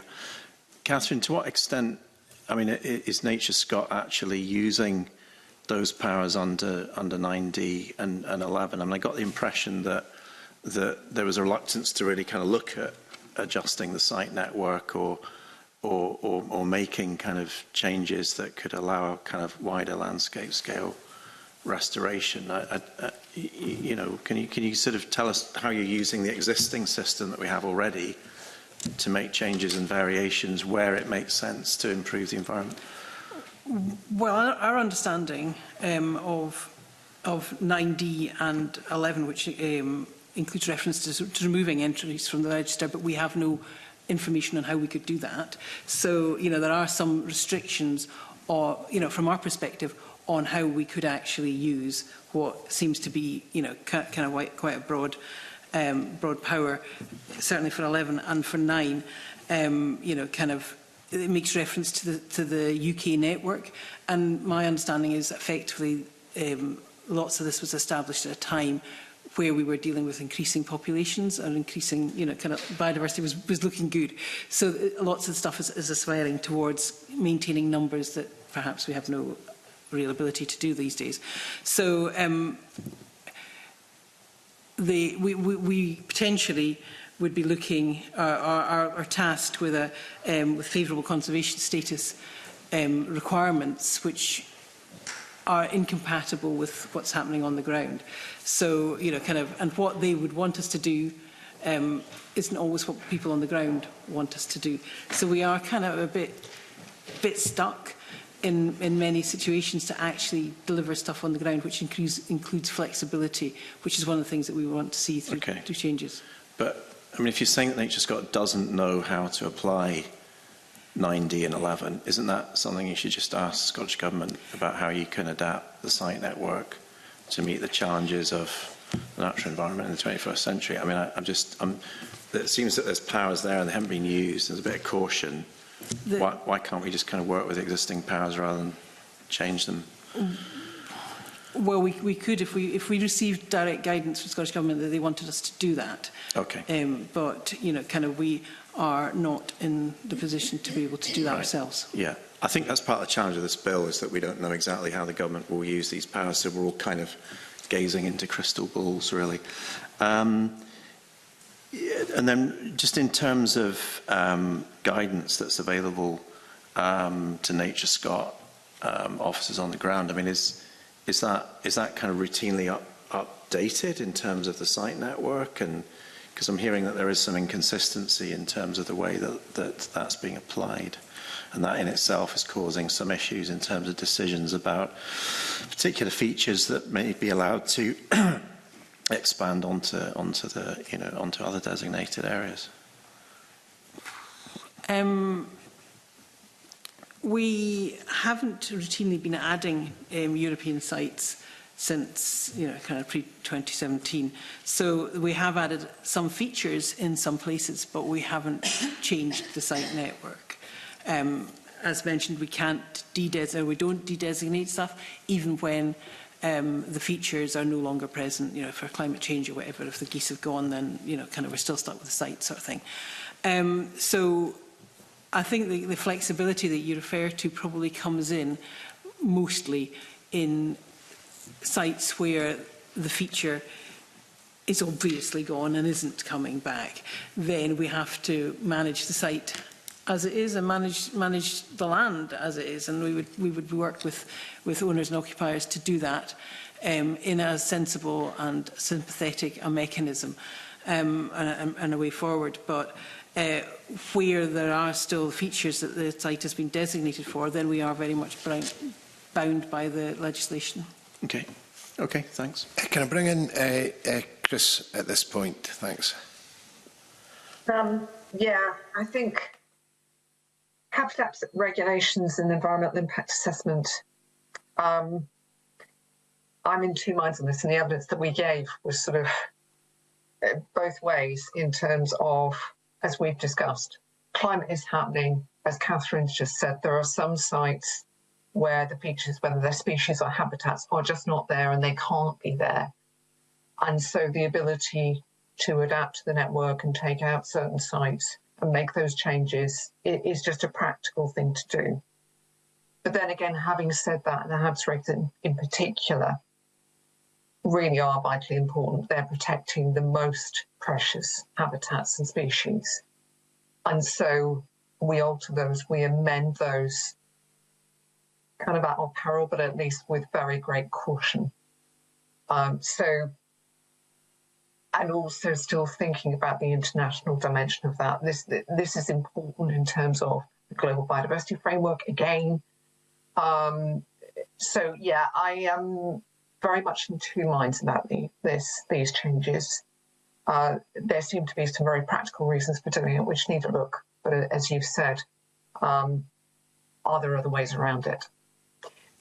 One other point that I wanted to make in terms of the reasoning for the EIA changes, it says about facilitating progress on climate or biodiversity targets. And one point I just wanted to make was that actually sometimes your climate targets and your biodiversity targets don't go together. You may be doing something for a climate target that might not be so great for biodiversity. So back to a point that we made earlier about needing to bring those together. And perhaps saying and biodiversity targets rather than or, if that clause stays, might be helpful. Thank you. That probably takes us on another question from Mark Ruskell on the current scope of powers in regard to net zero. Well, I mean, it would be useful again to have any kind of examples of where practically you see a tension. I mean, I think the issue's been raised with us about grid infrastructure. I think the government raises the consent regime for grid infrastructure as being kind of problematic in relation to EAs, and we've got the UK Planning Infrastructure Bill as well, which the LCM for that has just been into the Net Zero Committee this week. So I'm interested, I guess, without going into the huge technicality around that, just whether you think the current kind of systems are fit for purpose, whether you think the kind of overriding public interest test is being applied, whether you think those kind of tensions between net zero, wider kind of protection of biodiversity can be kind of squared within are they being squared within the existing system, and any reflections on environmental assessment that come as a result of that. Here you go, pick out of that what you want. I'll go first. Tricky question. The current regimes that are in place now have been in place for some time. Many of us look back to recent history and consider examples and case points that maybe suggest outcomes have not been fantastic, particularly in energy infrastructure, which is an area where my previous career history I'm familiar with. Beaulieu-Denny power line might strike a chord with many of us. I referred a moment ago to increasing pipeline of activity for planning considerations, particularly around pumped hydro storage. That is an active issue now. And the points that some of the people that were giving you evidence today have made around the tensions between climate targets and biodiversity targets are very real in that space. So, for example, Beaulieu-Denny power line enables low carbon generation. Energy sector being one of the biggest emitters of sectors globally for CO2 equivalent gases, a big step forward in terms of mitigating climate change. But that type of activity, and similarly activities maybe for green technologies like pumped hydro storage, can have real implications for biodiversity. How to step through the trade-offs and the tensions and choices of those is incredibly hard. There isn't a clear policy direction, steer. Guidance exists, but for Scotland, I think there's going to be what would be incredibly helpful might be some spatial planning to decide we're going to go at really well improving nature and biodiversity in these areas, and we're going to really enable economic development in these areas, and having a multi-layered approach to how we think about the landscape, where we push on the different levers around it. But doesn't Beauly Denny, prove the point that the existing system has worked? And I remember the early conversations around Beauly Denny. There were concerns about SPA areas for birds around Blackford. It just moved the lines. So, clearly the HABs regs and the IA did have a bearing on the development of that project. Does the system work for both industry and development, but also for nature right now, or are there irreconcilable tensions that would require the whole system to be kind of changed or? It varies depending on the infrastructure choices that are in front of you. So for Beauly Denny, I think the outcomes as we look back on it have not been disastrous. The tools that were available through EIA and Habitats Reg helped, and it brought to bear understanding and clarity of the issues at hand for that particular case. If we consider different infrastructure choices like pumped hydro storage, where at the moment there are multiple applications for some of our most prized natural assets like Loch Lomond, the implications on nature for those are quite profound. And we haven't yet tested and really gotten to grips with stepping through those carefully. Okay, any other reflections? I'm particularly interested in the ROPE test as well. I think we had the Chartered Institute of Environmental Managers last week using example of where that test was applied in relation to a road, I think, between Mallaig and Fort William. But yeah, I'm interested in the current system. Is the current system working well or not? What kind of changes might we envisage ministers using these powers for? Catherine? Well, for ROPE, it's only been used 4 times in Scotland. So, kind of the case law is relatively limited. And, kind of the reality from our perspective is that, there are 3 tests for that.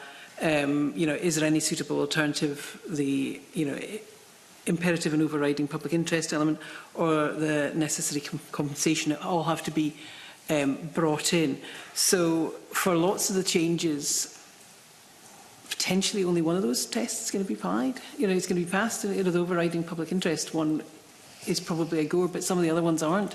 So kind of that does leave a real kind of issue for us for going, for enabling kind of potentially difficult projects for us to approve, to pushing it down the ROPE avenue, because we know that there will be elements that can't be met from the development, which is why we had an issue in the first place in some of those. Yeah. Chris, do you have any reflections on this? It's the question, really, isn't it? The pressures that we're seeing in our environment now, when you talk about net zero, so I immediately spring to the marine environment and the pressures that are there that I think are quite unprecedented. Alex's point about spatial planning, I think, is really important.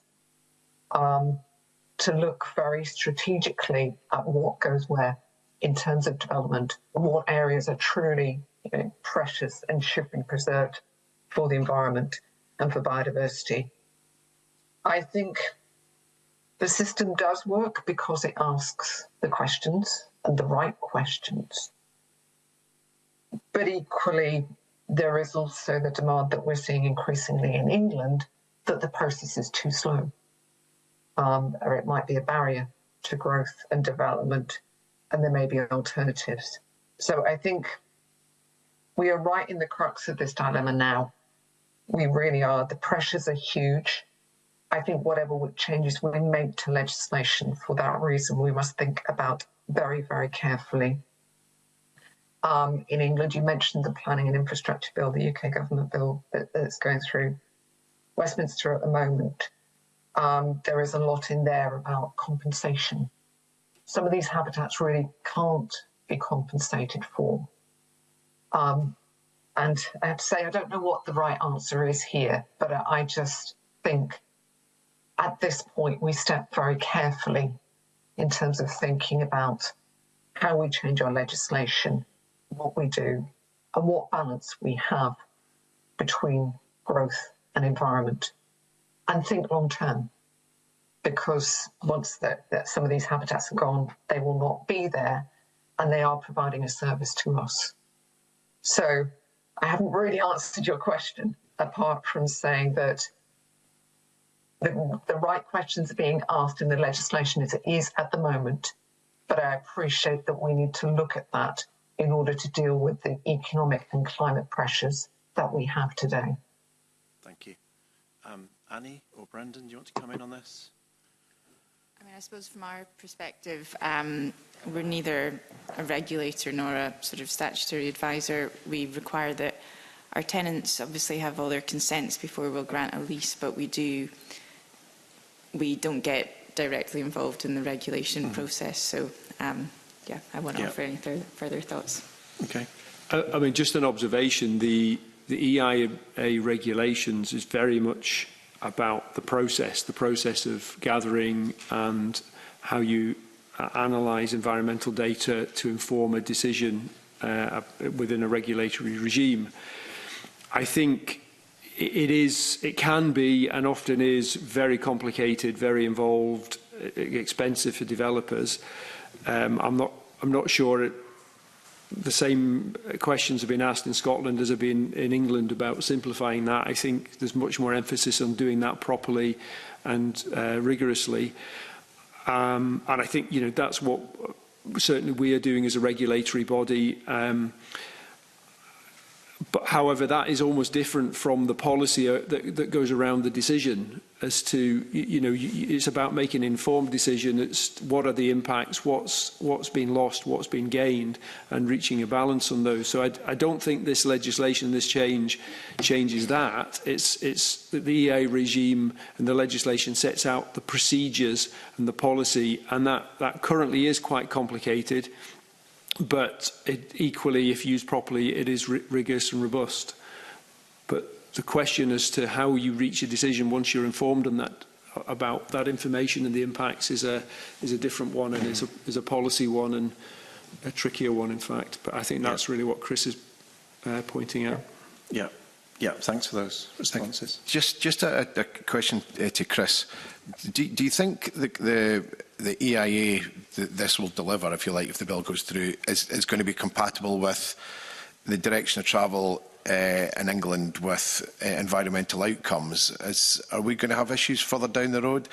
Because we are seeing increasing examples of offshore wind down south, that the mitigation measures are actually elsewhere in the United Kingdom, where we see Sandwich Terns in Norfolk being potentially affected, and South West Scotland being chosen as the site to mitigate that loss. Are we going to have issues in the future if there's divergence in how EIAs and environmental outcomes are approached? Yes, could be. I mean, I'm tempted to say, so do your own thing. Let's see what happens. Make your own decisions. It's your environment, obviously. But equally, you're absolutely right. When you look at the marine environment, we look at the environment around, it doesn't respect boundaries. And so we need to look at the environment as a whole and what is best for it. If you've got legislation in one UK country, that means that you can't do something, you can't respect that continuity of the environment, then yes, that is going to cause problems, particularly around things like compensation, the marine recovery funds, those sorts of things. It would be great, particularly for the marine environment, that if we're looking at compensation, we have to go down that road. We could look UK-wide. You know, when you're talking about one or other side of the dividing line, that would be helpful. But of course, legislation is as it is, and we must respect the governments and their wishes and the way that legislation is set. But looking practically below the legislation itself around things like compensation measures and whether they can be shared across boundaries, that would be helpful. Okay, thank you. I raised questions with Brendan about how big this is and whether it was a sledgehammer to crack a nut, but from all the witnesses we've heard up to now, they would quite likely see just this whole Part 2 removed altogether. They see no need for it. And there are also concerns over the fact that there's no overarching environmental safeguards or limitations with the current proposal. Do you think there needs to be reference to non-regression provision? Or do you think the safeguards are sufficient? And if they're not, what would you like to see added? Kick off with Brendan, and then I'll move on to Catherine and Alex. Yeah, I mean, Scottish Forestry is a sort of Scottish Government close-in body, so I'm in a careful territory here. I mean, I think it's really one for the Parliament as to whether the non-degressivity clause is necessary protection, and obviously the route for any secondary legislation, whether that's affirmative or negative. I mean, the current provisions signpost certain changes are affecting criminal offences, for example, to be affirmative. But that's obviously another option as to how any secondary legislation routes. But I mean, from an administrative efficiency point of view, I think the driver for drafting this has been about that secondary legislation, and the fact that comes to Parliament for scrutiny is sufficient. But beyond that, it's really a matter for Parliament and the committee. And I guess as a practitioner, if you like, we have concerns that we may be operating under a government of a certain colour just now, but that might not be the case in a year's time.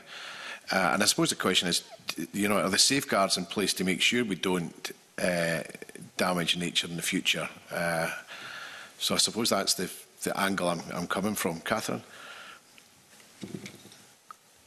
Well, we have supported the provisions as set out, and I've given some indication of the difficulties in actually delivering the current legislation. A non-regression kind of clause or element would ensure that we remain committed to the delivery of biodiversity benefit and the protection of nature as an overall aspiration. So, kind of with that in mind, we would be supportive of non-regression as being something that the committee might wish to bring forward. Okay, thank you. Anyone else? Chris? Sorry, I beg your pardon, Alex. No, that's okay. For SEPA, we think there should be non-aggression levels of protection afforded in the bill to the environment as a result of the power. We think the risks of flipping either way are too great. So, yeah, we'd be supportive of that if it came forward. Okay. Chris? Yes, we would support non-aggression as well. Okay, thank you. I'm going to now move on well, Rhoda Grant's got a supplementary, then I'll ask you to ask your next question. Just a very quick supplementary, just in section 3, just one of the examples of the breadth of what's allowed is to ensure consistency or compatibility with other legal regimes, either domestic or international, which is huge. But 3A also has, I guess, some of the standards that should be followed. So could we, such as restoring, enhancing or managing the natural environment, preserving, protecting or restoring biodiversity or environmental assessments. So would it be possible, I guess, to amend it to say that the powers in the bill can only be used in pursuit of A, which would mean that they couldn't be as wide as to take in anything. They would have to be within the spirit of the bill and what we're trying to achieve here. Yes.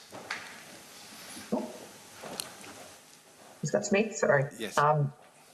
Short answer is yes. I mean, I'd leave it to others on the panel here to truly understand in enacting this in Scotland, the specific things that we were talking about earlier and the need for changes to EIA. As I look at this and from JNC perspective, keeping it to just that one clause would be positive. But I'll be guided by others' views on that because I'm not sure whether it would work for them. Anyone else like to come in? Everybody's looking at the desk. Brendan? I mean, I think it's a tricky one, this. I mean, in my experience of, years down the line when you're using this legislation and you've got, if you limited it to Clause A and not the sub-clauses, if that's what we're meaning. What I mean is the exercise of the sub-clauses being constrained by A. So only in as far as the you can only of A. yeah, so only do sub-clauses where they are maintaining or advancing standards. Yeah. Yeah, I mean, I think that's implicit in it. If there was a better form of wording, as you know, it's the parliamentary drafters that shape what policymakers want, and they've come up with these wording. But if there's a better form of wording, I think what you're proposing is consistent with what was envisaged. Okay, thank you. The implication is that it's not implicit, and it needs to be, I think, if I'm reading between the lines. Thank you. We're now going to move on to part 3, which is legislation regarding national parks, and Rhoda. Want to take Mercedes and... no questions. Oh, no questions. So sorry. It's okay. Apologies. Can I ask about your views on the changes to the statutory purposes for national parks in the bill, and what do you think the practical impact of those will be? What was wrong with the powers as they stood, and is there any likelihood that this could change to a hierarchy of powers and aims?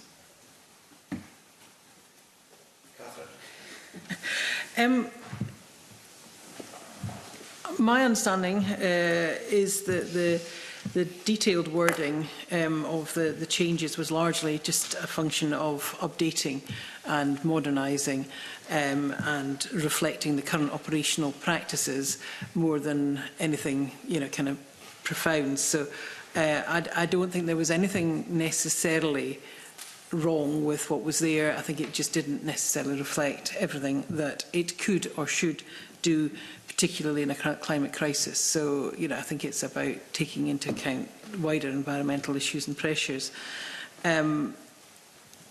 So, yeah, I can't remember the second part of your ask, sorry. Just that it could it create a hierarchy of aims for the national park? And the legislation as it was stood said that all aims were equal unless there was a conflict between the aims. And I guess the concern is if you upset that balance, you may end up with a hierarchy of aims, and that could impact on people's views of national park. We were seeing the suggested changes as about clarifying the intent of it rather than introducing a hierarchy. So it isn't something that we would necessarily see developing in future, because I don't think that is set out any kind of removal to that, on that basis. Anyone else got any comments?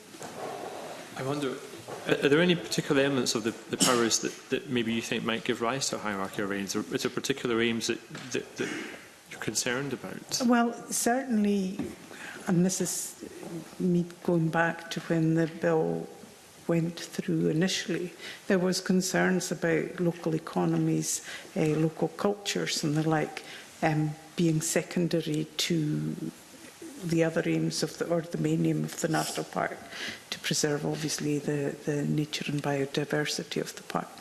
And I guess I see more reluctance or more pushback against new national parks. I remember when the first legislation went through, people were keen to have national parks in their area. It seems to have become a lot more controversial, and I'm just wondering if the aims have slightly changed, and that leads to a lack of confidence for those living and working in national parks. Okay. I think I don't see why there'd be a situation that would give rise to a hierarchy of aims for national parks. For SEPA, we have a broad remit and a broad set of aims that we have to pursue, and we seek to do that in a balanced way, and in a way that is strategically aligned to our objectives and our statutory obligations. If I want to speak on behalf of national parks, I would imagine they would look to do that in a similar vein.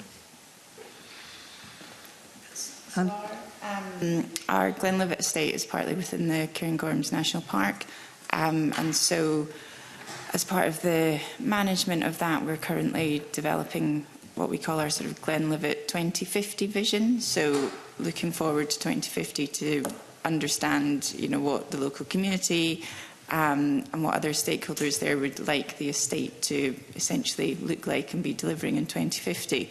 And for us, an important part of that is ensuring that, there are affordable houses for local people to live there, that there's jobs created so that the population is sustainable, that young people don't have to leave to go to work, and also, nature restoration and climate activities are really important too. So I think I had not read the bill as potentially introducing that sort of hierarchical approach, but I think for us maintaining the more sort of holistic approach, especially at Glenlivet, would be important. Okay. Can I come back in, because we did recommend an additional kind of bullet about supporting vibrant and resilient landscapes rich in natural and cultural heritage, which I think addresses your concern about kind of people feeling that their own culture wasn't very well respected in the original legislation. Just is there a risk that we end up with an endless list and things that are excluded from the list are actually the focus rather than those which were in? You could argue that there should be a protection of the indigenous species, for example, or the indigenous population, or potentially a focus on sustainable economic regeneration or development. These are specifically, they're included in other bullets, but not having specifically set out. Could that not lead to an interpretation? We know what planners are like. Apologies to any planners that are watching. But could it potentially lead to unintended outcomes if you do have what appears to be a hierarchy of objectives? Catherine, is that a possibility, I suppose? I presume the shrug of your shoulders suggests that could be a possibility. There's always a possibility for people to take things away that wasn't anticipated. So I would say it is possible. I'm not sure that we would necessarily see it as highly likely, but you can never tell, frankly. So we may need to consider amendments to ensure that you don't have these unintended consequences in that case. Trying to have mind of unintended consequences is always wise. Thank you. Elena. Thanks, Convener, and you'll all be happy to know that we're nearly at the end of this session, as will the other witnesses that are waiting for the next panel. I'm wondering what your views are on the strength and duty as set out in the bill that puts that asks for public bodies to help facilitate the implementation of the national park plans versus just having regard to the plans, and how would that affect the operation of your own public bodies? So not just having regard to the plan, but actually helping to implement the park plans. Dave could kick off on Annie. Yeah, so with reference again to the sort of Glenlivet 2050 project, so that is being taken forward in partnership with the Park Authority, with the Moray Council and with Highlands and Islands Enterprise. And it's particularly with the Park Authority to help deliver their partnership plan. So we're very conscious there of the sort of wider planning context that we're operating in. And I think, our aims are very compatible with that partnership plan in terms of Glenlivet. So, yeah, we're already kind of working to do that, really. Do you think there could be any instances where your own aims and objectives of your own public body could come up against perhaps a conflict with what the National Park plans, and how would that be worked out if you had to actually help implement the park plan? So I suppose ultimately we have a duty to sort of maintain and enhance the value of the estate. So at Glenlivet we still have commercial forestry operations which help to return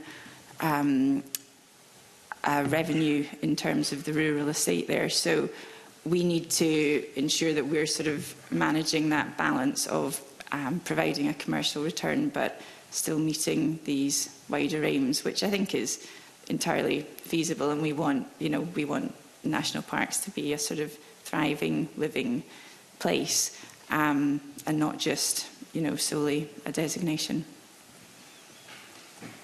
Happy with that? Thank you. Emma Harper. Thanks, Convener. We're on the home straight. I'm wondering if any of the witnesses have any views about the power to enable national park authorities to impose fixed penalty notices for breaches of bylaws. But on the back of what Eleanor Whittam has just asked about national park plans, do we need to seek an independent review of how the current two parks have actioned in terms of effectiveness and delivering and achieving their plans, including for sustainable economic communities, for instance? So it's kind of a two-part question.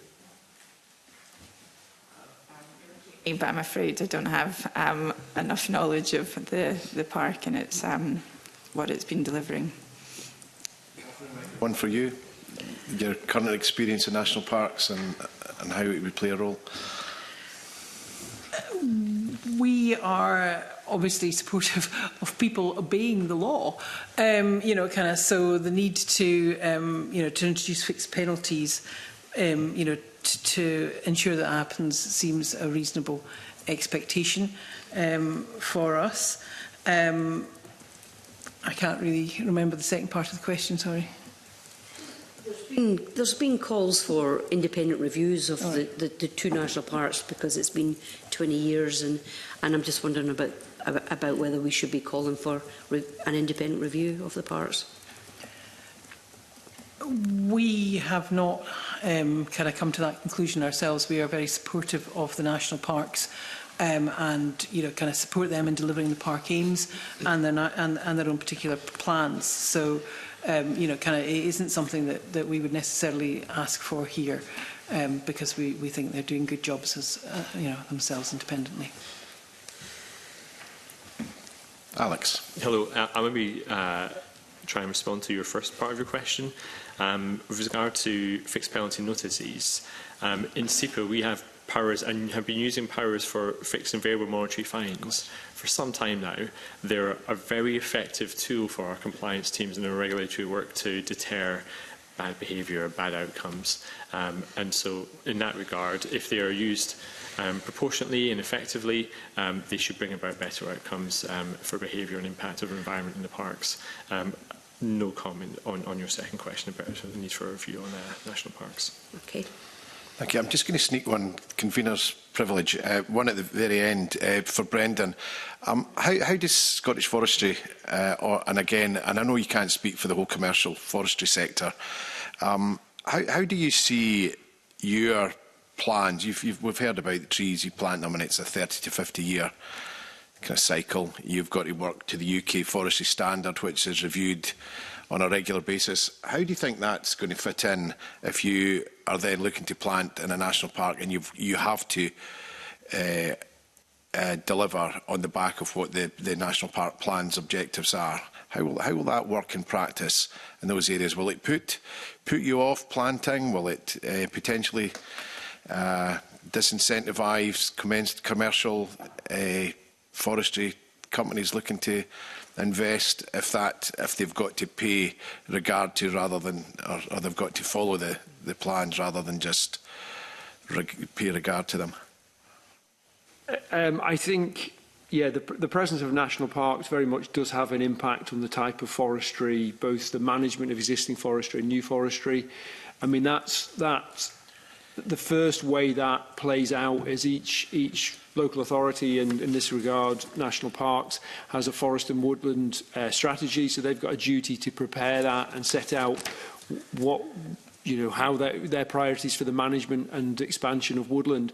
If I look at how that's been playing out in recent years, I mean, both national parks, we actually view them as close delivery partners. We work with them to prepare those strategies.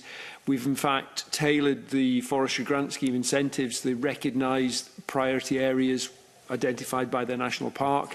Now, they vary in character from areas outside the park. So, yeah, they're more focused on native woodland, but, you would expect that given the they're nationally recognised areas of sort of natural cultural heritage.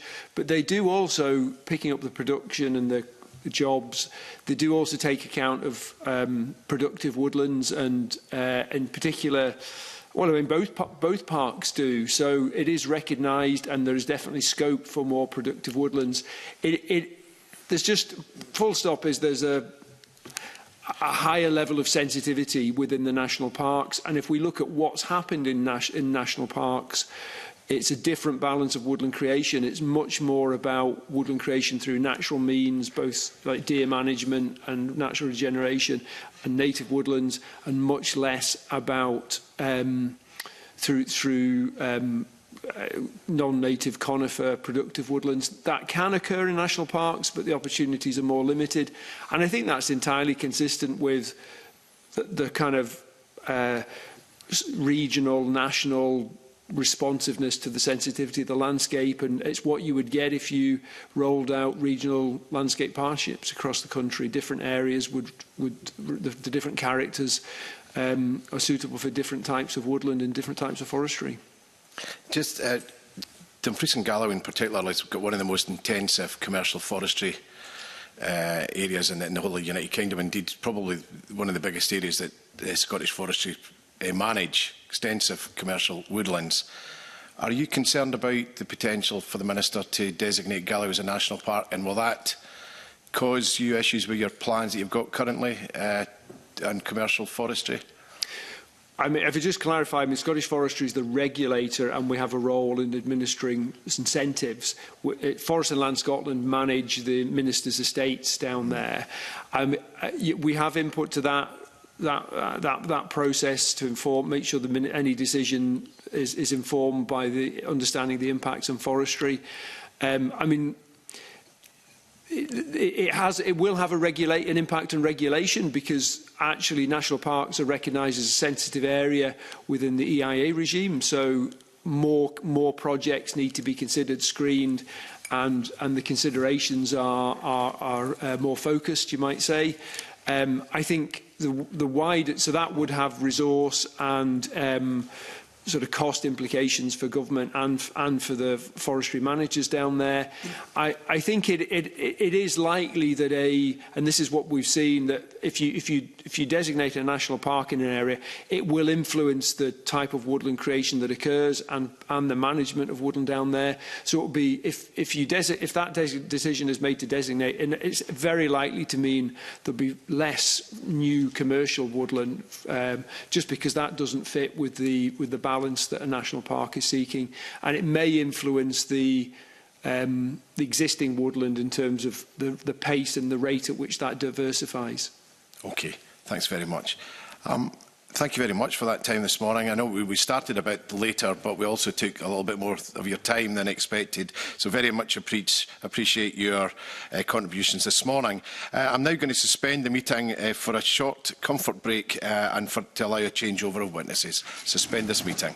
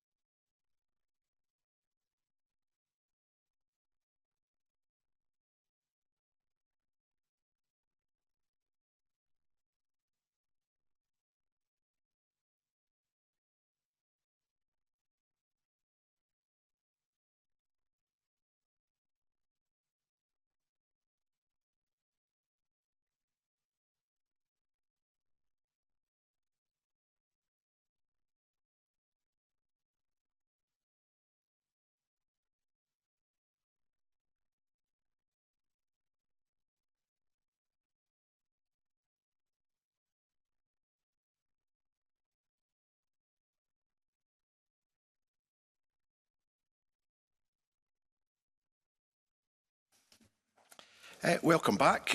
We're now going to look at the second panel for today on the Natural Environment Scotland Bill. And I welcome to the meeting Alan Hunt and Neil Langholm from Environmental Standards Scotland. Welcome and thank you for your patience this morning. We have up to 45 minutes for this session. And just to remind you, you don't need to operate the mics. Those will be done for you. So I'm going to kick off very quickly just by saying that Environmental Standards Scotland has been given a new function in the bill as an independent review body. Can you set out how you think that role will complement and interact with your existing functions as an environmental watchdog? Okay, well, thank you very much for the opportunity to give evidence today. We are very happy to be here today, and we're very happy to see the targets being introduced through the bill, and we're very happy for ESS to be designated as the independent review body. We think that ESS is probably the most appropriate body to fulfil the role, and that our status as a non-ministerial office can provide the independent scrutiny and assurance that the Parliament will be looking for. So the role is a substantive addition to our existing remit, but we do think that it will complement our existing functions and our existing work. But it is distinct. It does come with a statutory timetable, and that would require ESS to undertake scrutiny and to report to Parliament at specified intervals. So that is different to how we currently operate. To be able to carry out that regular reporting, ESS will have to undertake work on a continuous basis. So we'll have to do that to be able to understand the data and the evidence and the methodology that underpins the government's own assessment of progress.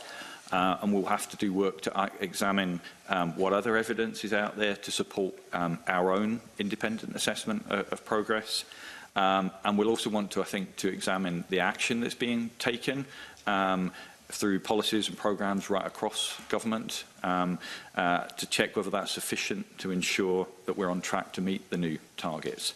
So we do welcome the introduction of the targets and the introduction of the new remit for ESS, but we do think it's vital that the process and the role of ESS within that and the role of some others is clarified. And we do think it's crucial that our independence is protected as part of that process. And we do think it's important that ESS is adequately resourced to do a thorough job. Do you have concerns that your existing role as environmental watchdog might take second place if you become this independent review body?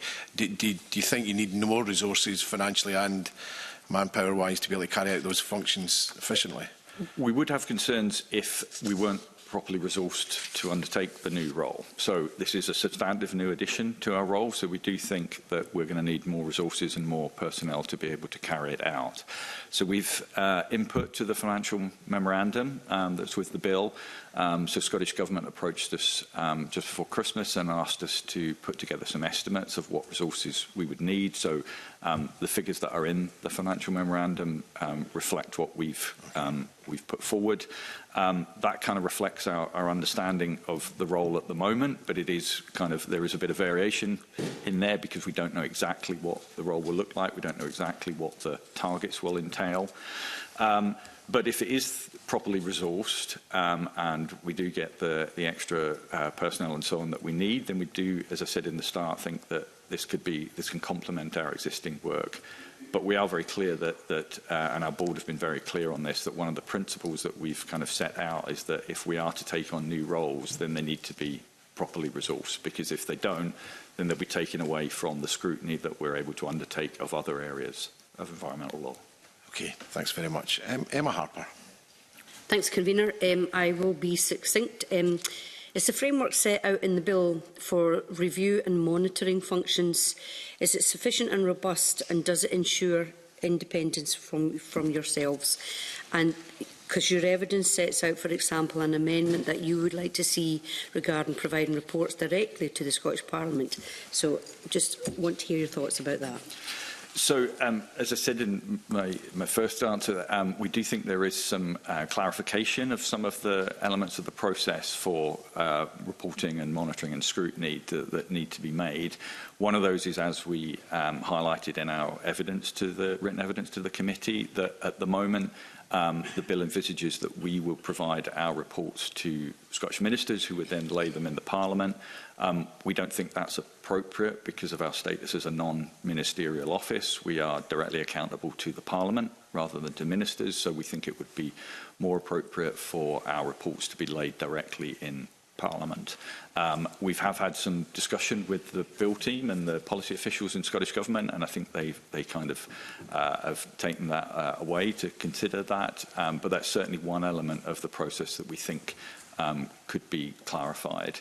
I think one other element of the process that I think we'd like to see clarified is what happens after we've laid our report, and particularly what happens if we conclude that progress is not on track and that things need to be improved. So at the moment, the bills are slightly silent on that issue, so we think that's something that could be clarified. There's also some examples we can draw from there. So the Climate Change Act has a duty on ministers to, if they decide they're off track, to set out what they're going to do to catch up. There's also examples from elsewhere. So our counterpart body in England and Northern Ireland, the Office for Environmental Protection, they undertake a sort of similar scrutiny role on the UK government's 25-year environment plan progress. And after they've relayed their report, there's a duty on ministers to respond to that report. So that's another element that we think could be clarified. Okay, thanks. Thank you. Evelyn Tweed. Neil, you talked there about the costs and the resources and making sure you've got enough money to do what you're doing and the new role. Can you tell us a bit more about how you looked at the costs, how you sort of put your estimates together? So what we looked at was, I guess, what we understood to be the role at the time we were asked to do that and what that would involve. And we looked at the same time at what kind of skills and so on that we would need to undertake that role. So we will need some policy analysts. We will need some data analysts who are able to look at and understand the data that underpins progress reports. We'll also need additional scientific advice to help us undertake the kind of other scrutiny role. I think it's not been talked about quite so much, but we have a role in terms of looking at any review of the targets and updating of those. So we looked at all of those and tried to kind of put together an estimate of what sort of team we would need to undertake that role, in addition but complementary to our existing functions. So there's a small degree of overlap in some of those kind of elements of the role, but as I said at the start as well, because this is a statutory timetable, so we have to prepare and produce a report every 3 years at least. That's different to how our current functions work, where we undertake on a rolling basis a kind of prioritisation process and decide which issues we're going to look at. So as I say, our kind of the estimates in the bill set out a kind of minimum and a maximum that we thought we would need to do the role, and they reflect our kind of understanding of what the role entailed at that time. If as we hope some elements of it are kind of clarified, then perhaps we can amend those estimates, but they're our kind of best estimate at the moment of what we would need to do a really thorough job for Parliament. So at the present time, you're still looking at what needs to be done, what your future workload would look like, because you very much said in your kind of opening remarks about being properly resourced. So at the present time, can you tell us what you think properly resourced looks like?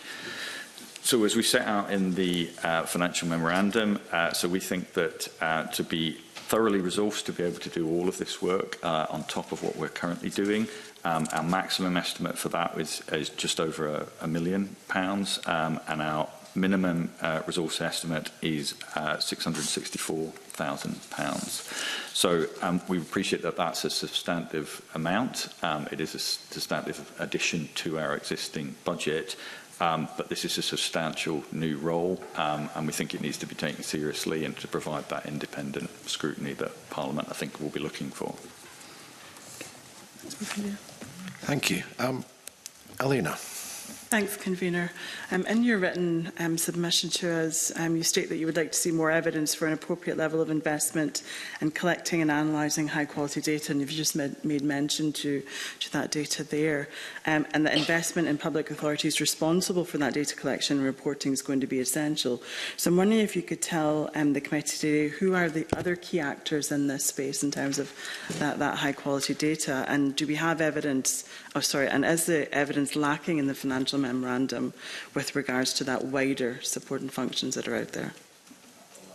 I'll come in here. I think your previous panel are some of the organisations that we would expect to collect the data and provide it to be able to make assessments against the indicators that support the targets. I think one of the things that we said in the evidence that we gave is that the better the data, the more robust the data, the more evidence there is behind it, the more effectively we can scrutinise that progress against those targets, and the more reassurance we can provide to Parliament. One of the things that we've seen from the equivalent process that happens in England and Northern Ireland for the Office for Environmental Protection is a number of the targets where they're trying to make assessments against some of the indicators. They're not able to give a full assessment of progress because there isn't enough evidence. So they're having to do quite a lot of work then to say, well, what does the baseline suggest? What progress has there been made, and where might we see more work needed to clarify that? And we think part of the role in providing effective scrutiny is to be able to call out those gaps and highlight where it's not clear whether progress is being made or whether sufficient progress has been made. So at this point in time, do you feel like there actually needs to be much more emphasis put on collecting that high quality data that can be analysed, that's then going to help everybody that needs to play their role across the public bodies responsible for monitoring the targets that are going to be set? Because the targets are being made through secondary legislation, I think it's hard to say exactly which indicators are going to support those and what evidence base you'll need to be able to assess those targets. It's appropriate that with complex targets you do need sufficient time to be able to set out what they should be, what the indicators should be, what evidence you need to support that. But it's quite difficult now to say that there's enough resource in all of the organisations that are responsible for data on biodiversity and nature to be able to provide a sufficient and robust baseline. So is that something then that this committee, going forward in whatever guise it takes in the next session, would also need to be alive to, just to make sure that it's reflected across the board, the resourcing not just for yourselves but for the other organisations that need to be doing this work? Yes. Thank you. And Mark Ruskell.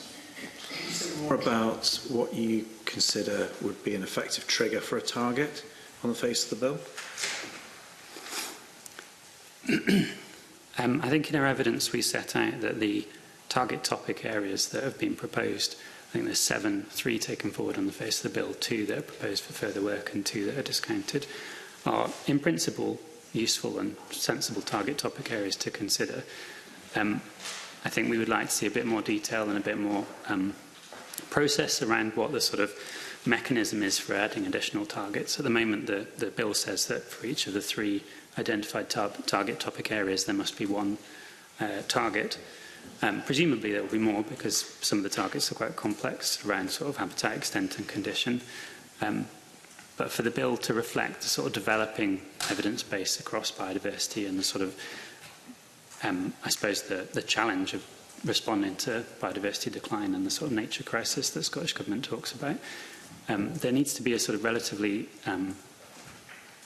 clear process for adding additional targets where they're identified. So, for example, ecosystem integrity.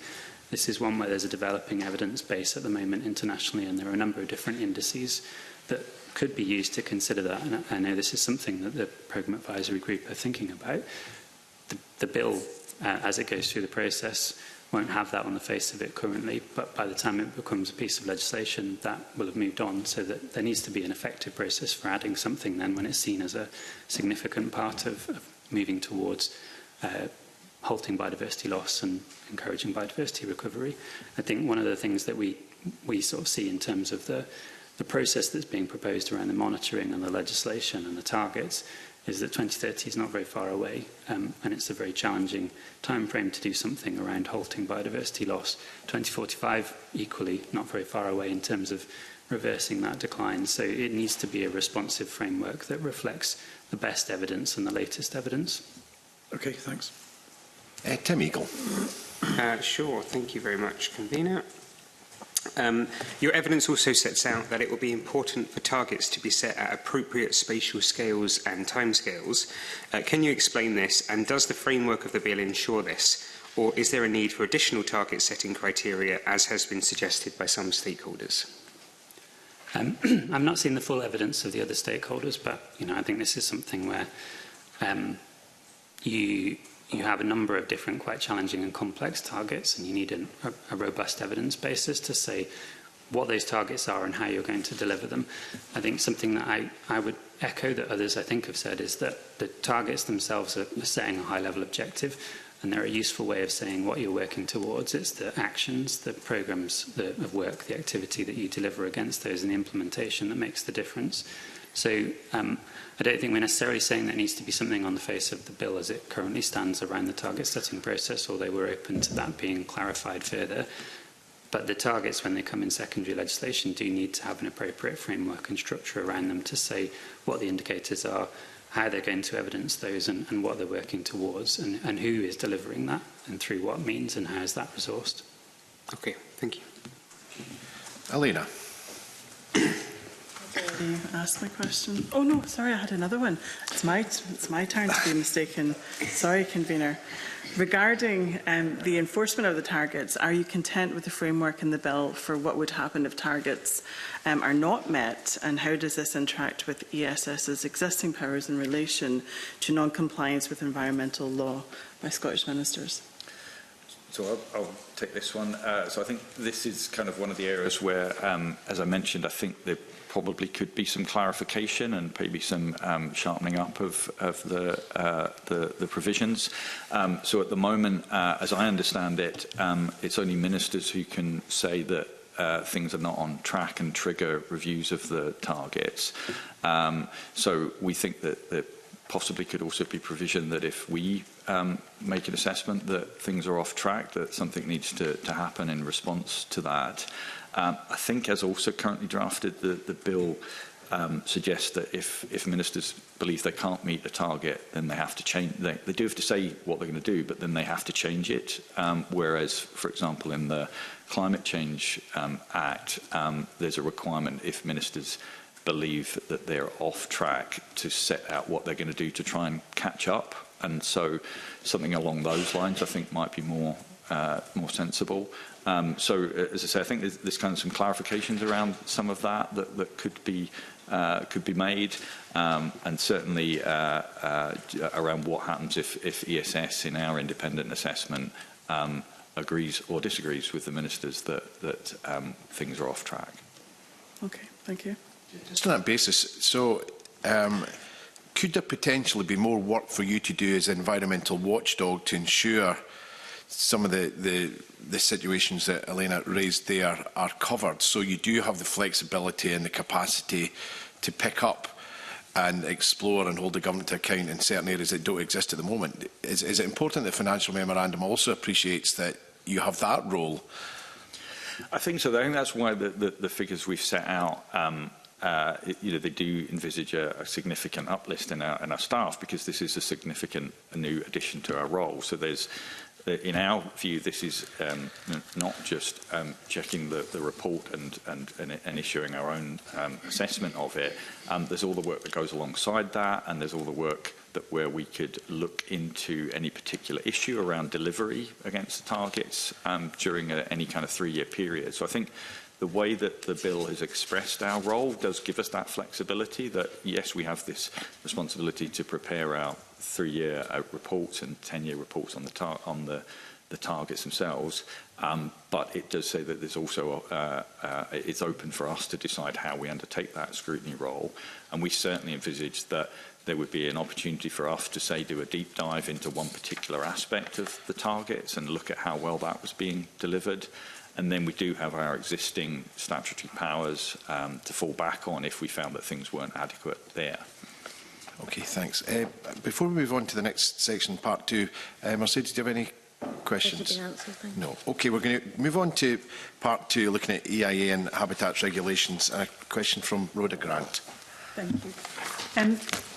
Your written evidence in respect of Part 2 of the bill sets out that you responded to the Scottish Government's consultation on the proposal for new enabling powers, stating that the scope of the new enabling powers should be defined objectively, framed as narrowly as possible, and any powers to make or amend secondary legislation restricted by effective legal boundaries. Do you think the bill, as drafted, has delivered that, and if not, what are the environmental implications of how the power is currently framed? I think one of the things that we would set out is whether it's through a non-regression clause or through some other tool, such as a sort of an overarching principle around environmental protection and around environmental enhancement. That provides a bit of clarity about why the powers are being used. I think we in principle supported the scope for there to be adjustments around how EIA and HRA function, particularly in terms of making sure that they maintain pace with technological developments or developments internationally around best practice. But this is quite a broad sort of scope of these powers, and the bill itself provides a number of different reasons for why they might be used. So providing a sort of an overarching clause or principle gives a bit of assurance, I think, about how those powers are used in the longer term. I mean, as I think the previous evidence session talked about, we're not talking about legislating for this Parliament or next Parliament. This is in perpetuity, potentially. Okay.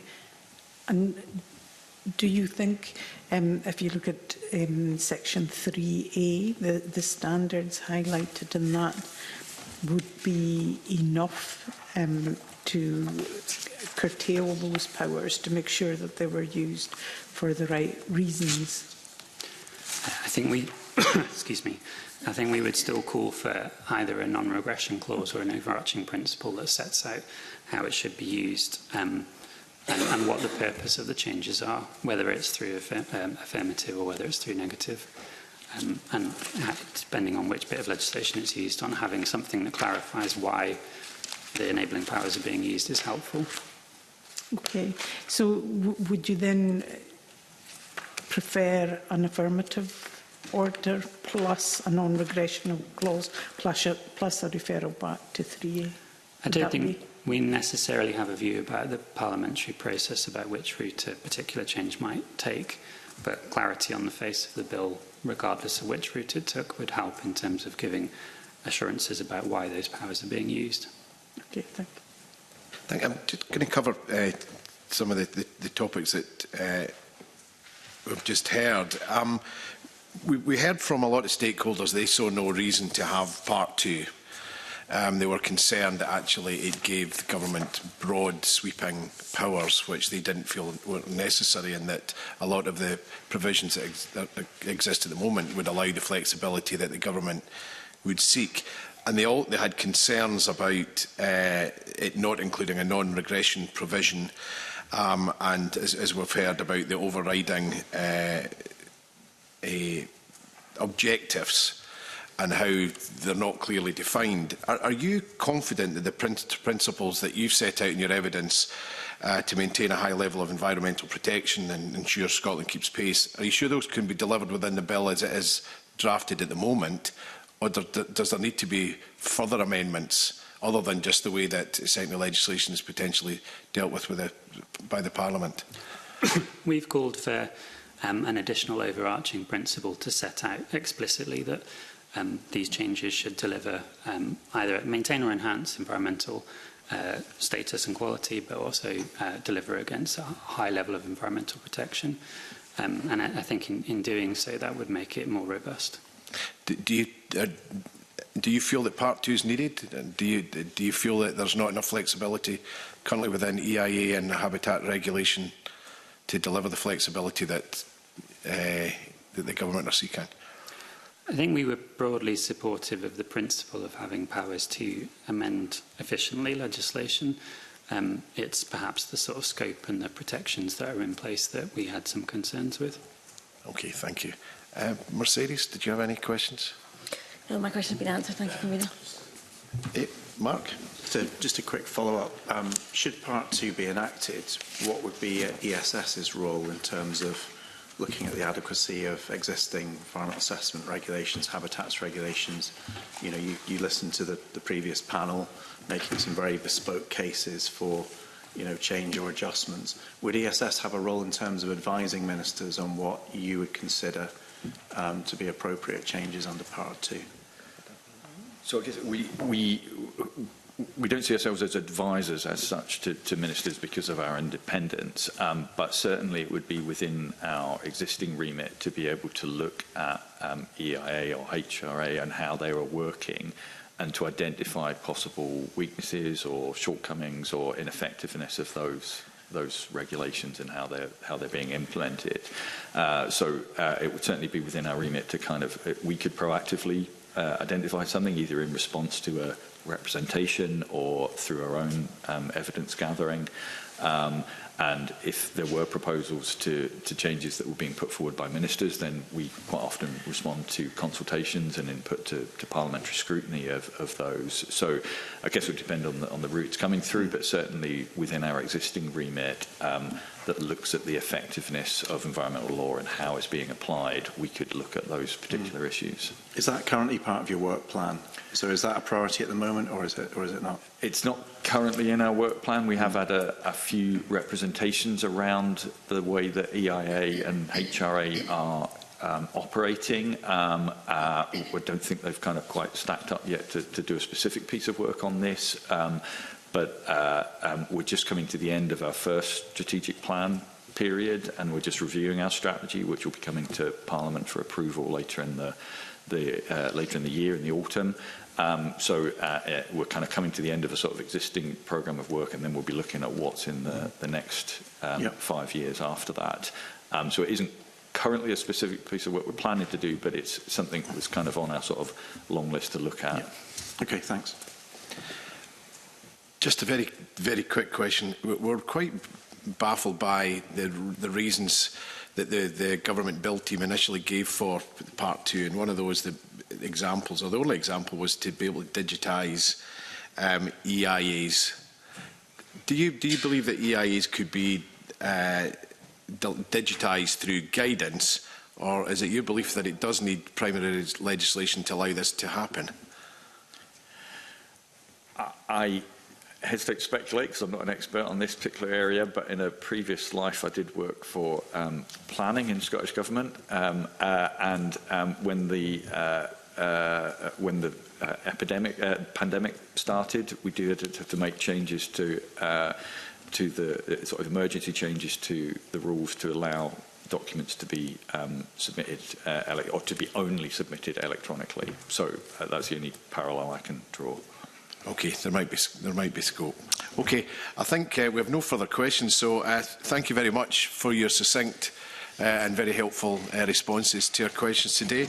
That concludes our session, and I thank you both, Alan and Neil, for joining us this morning.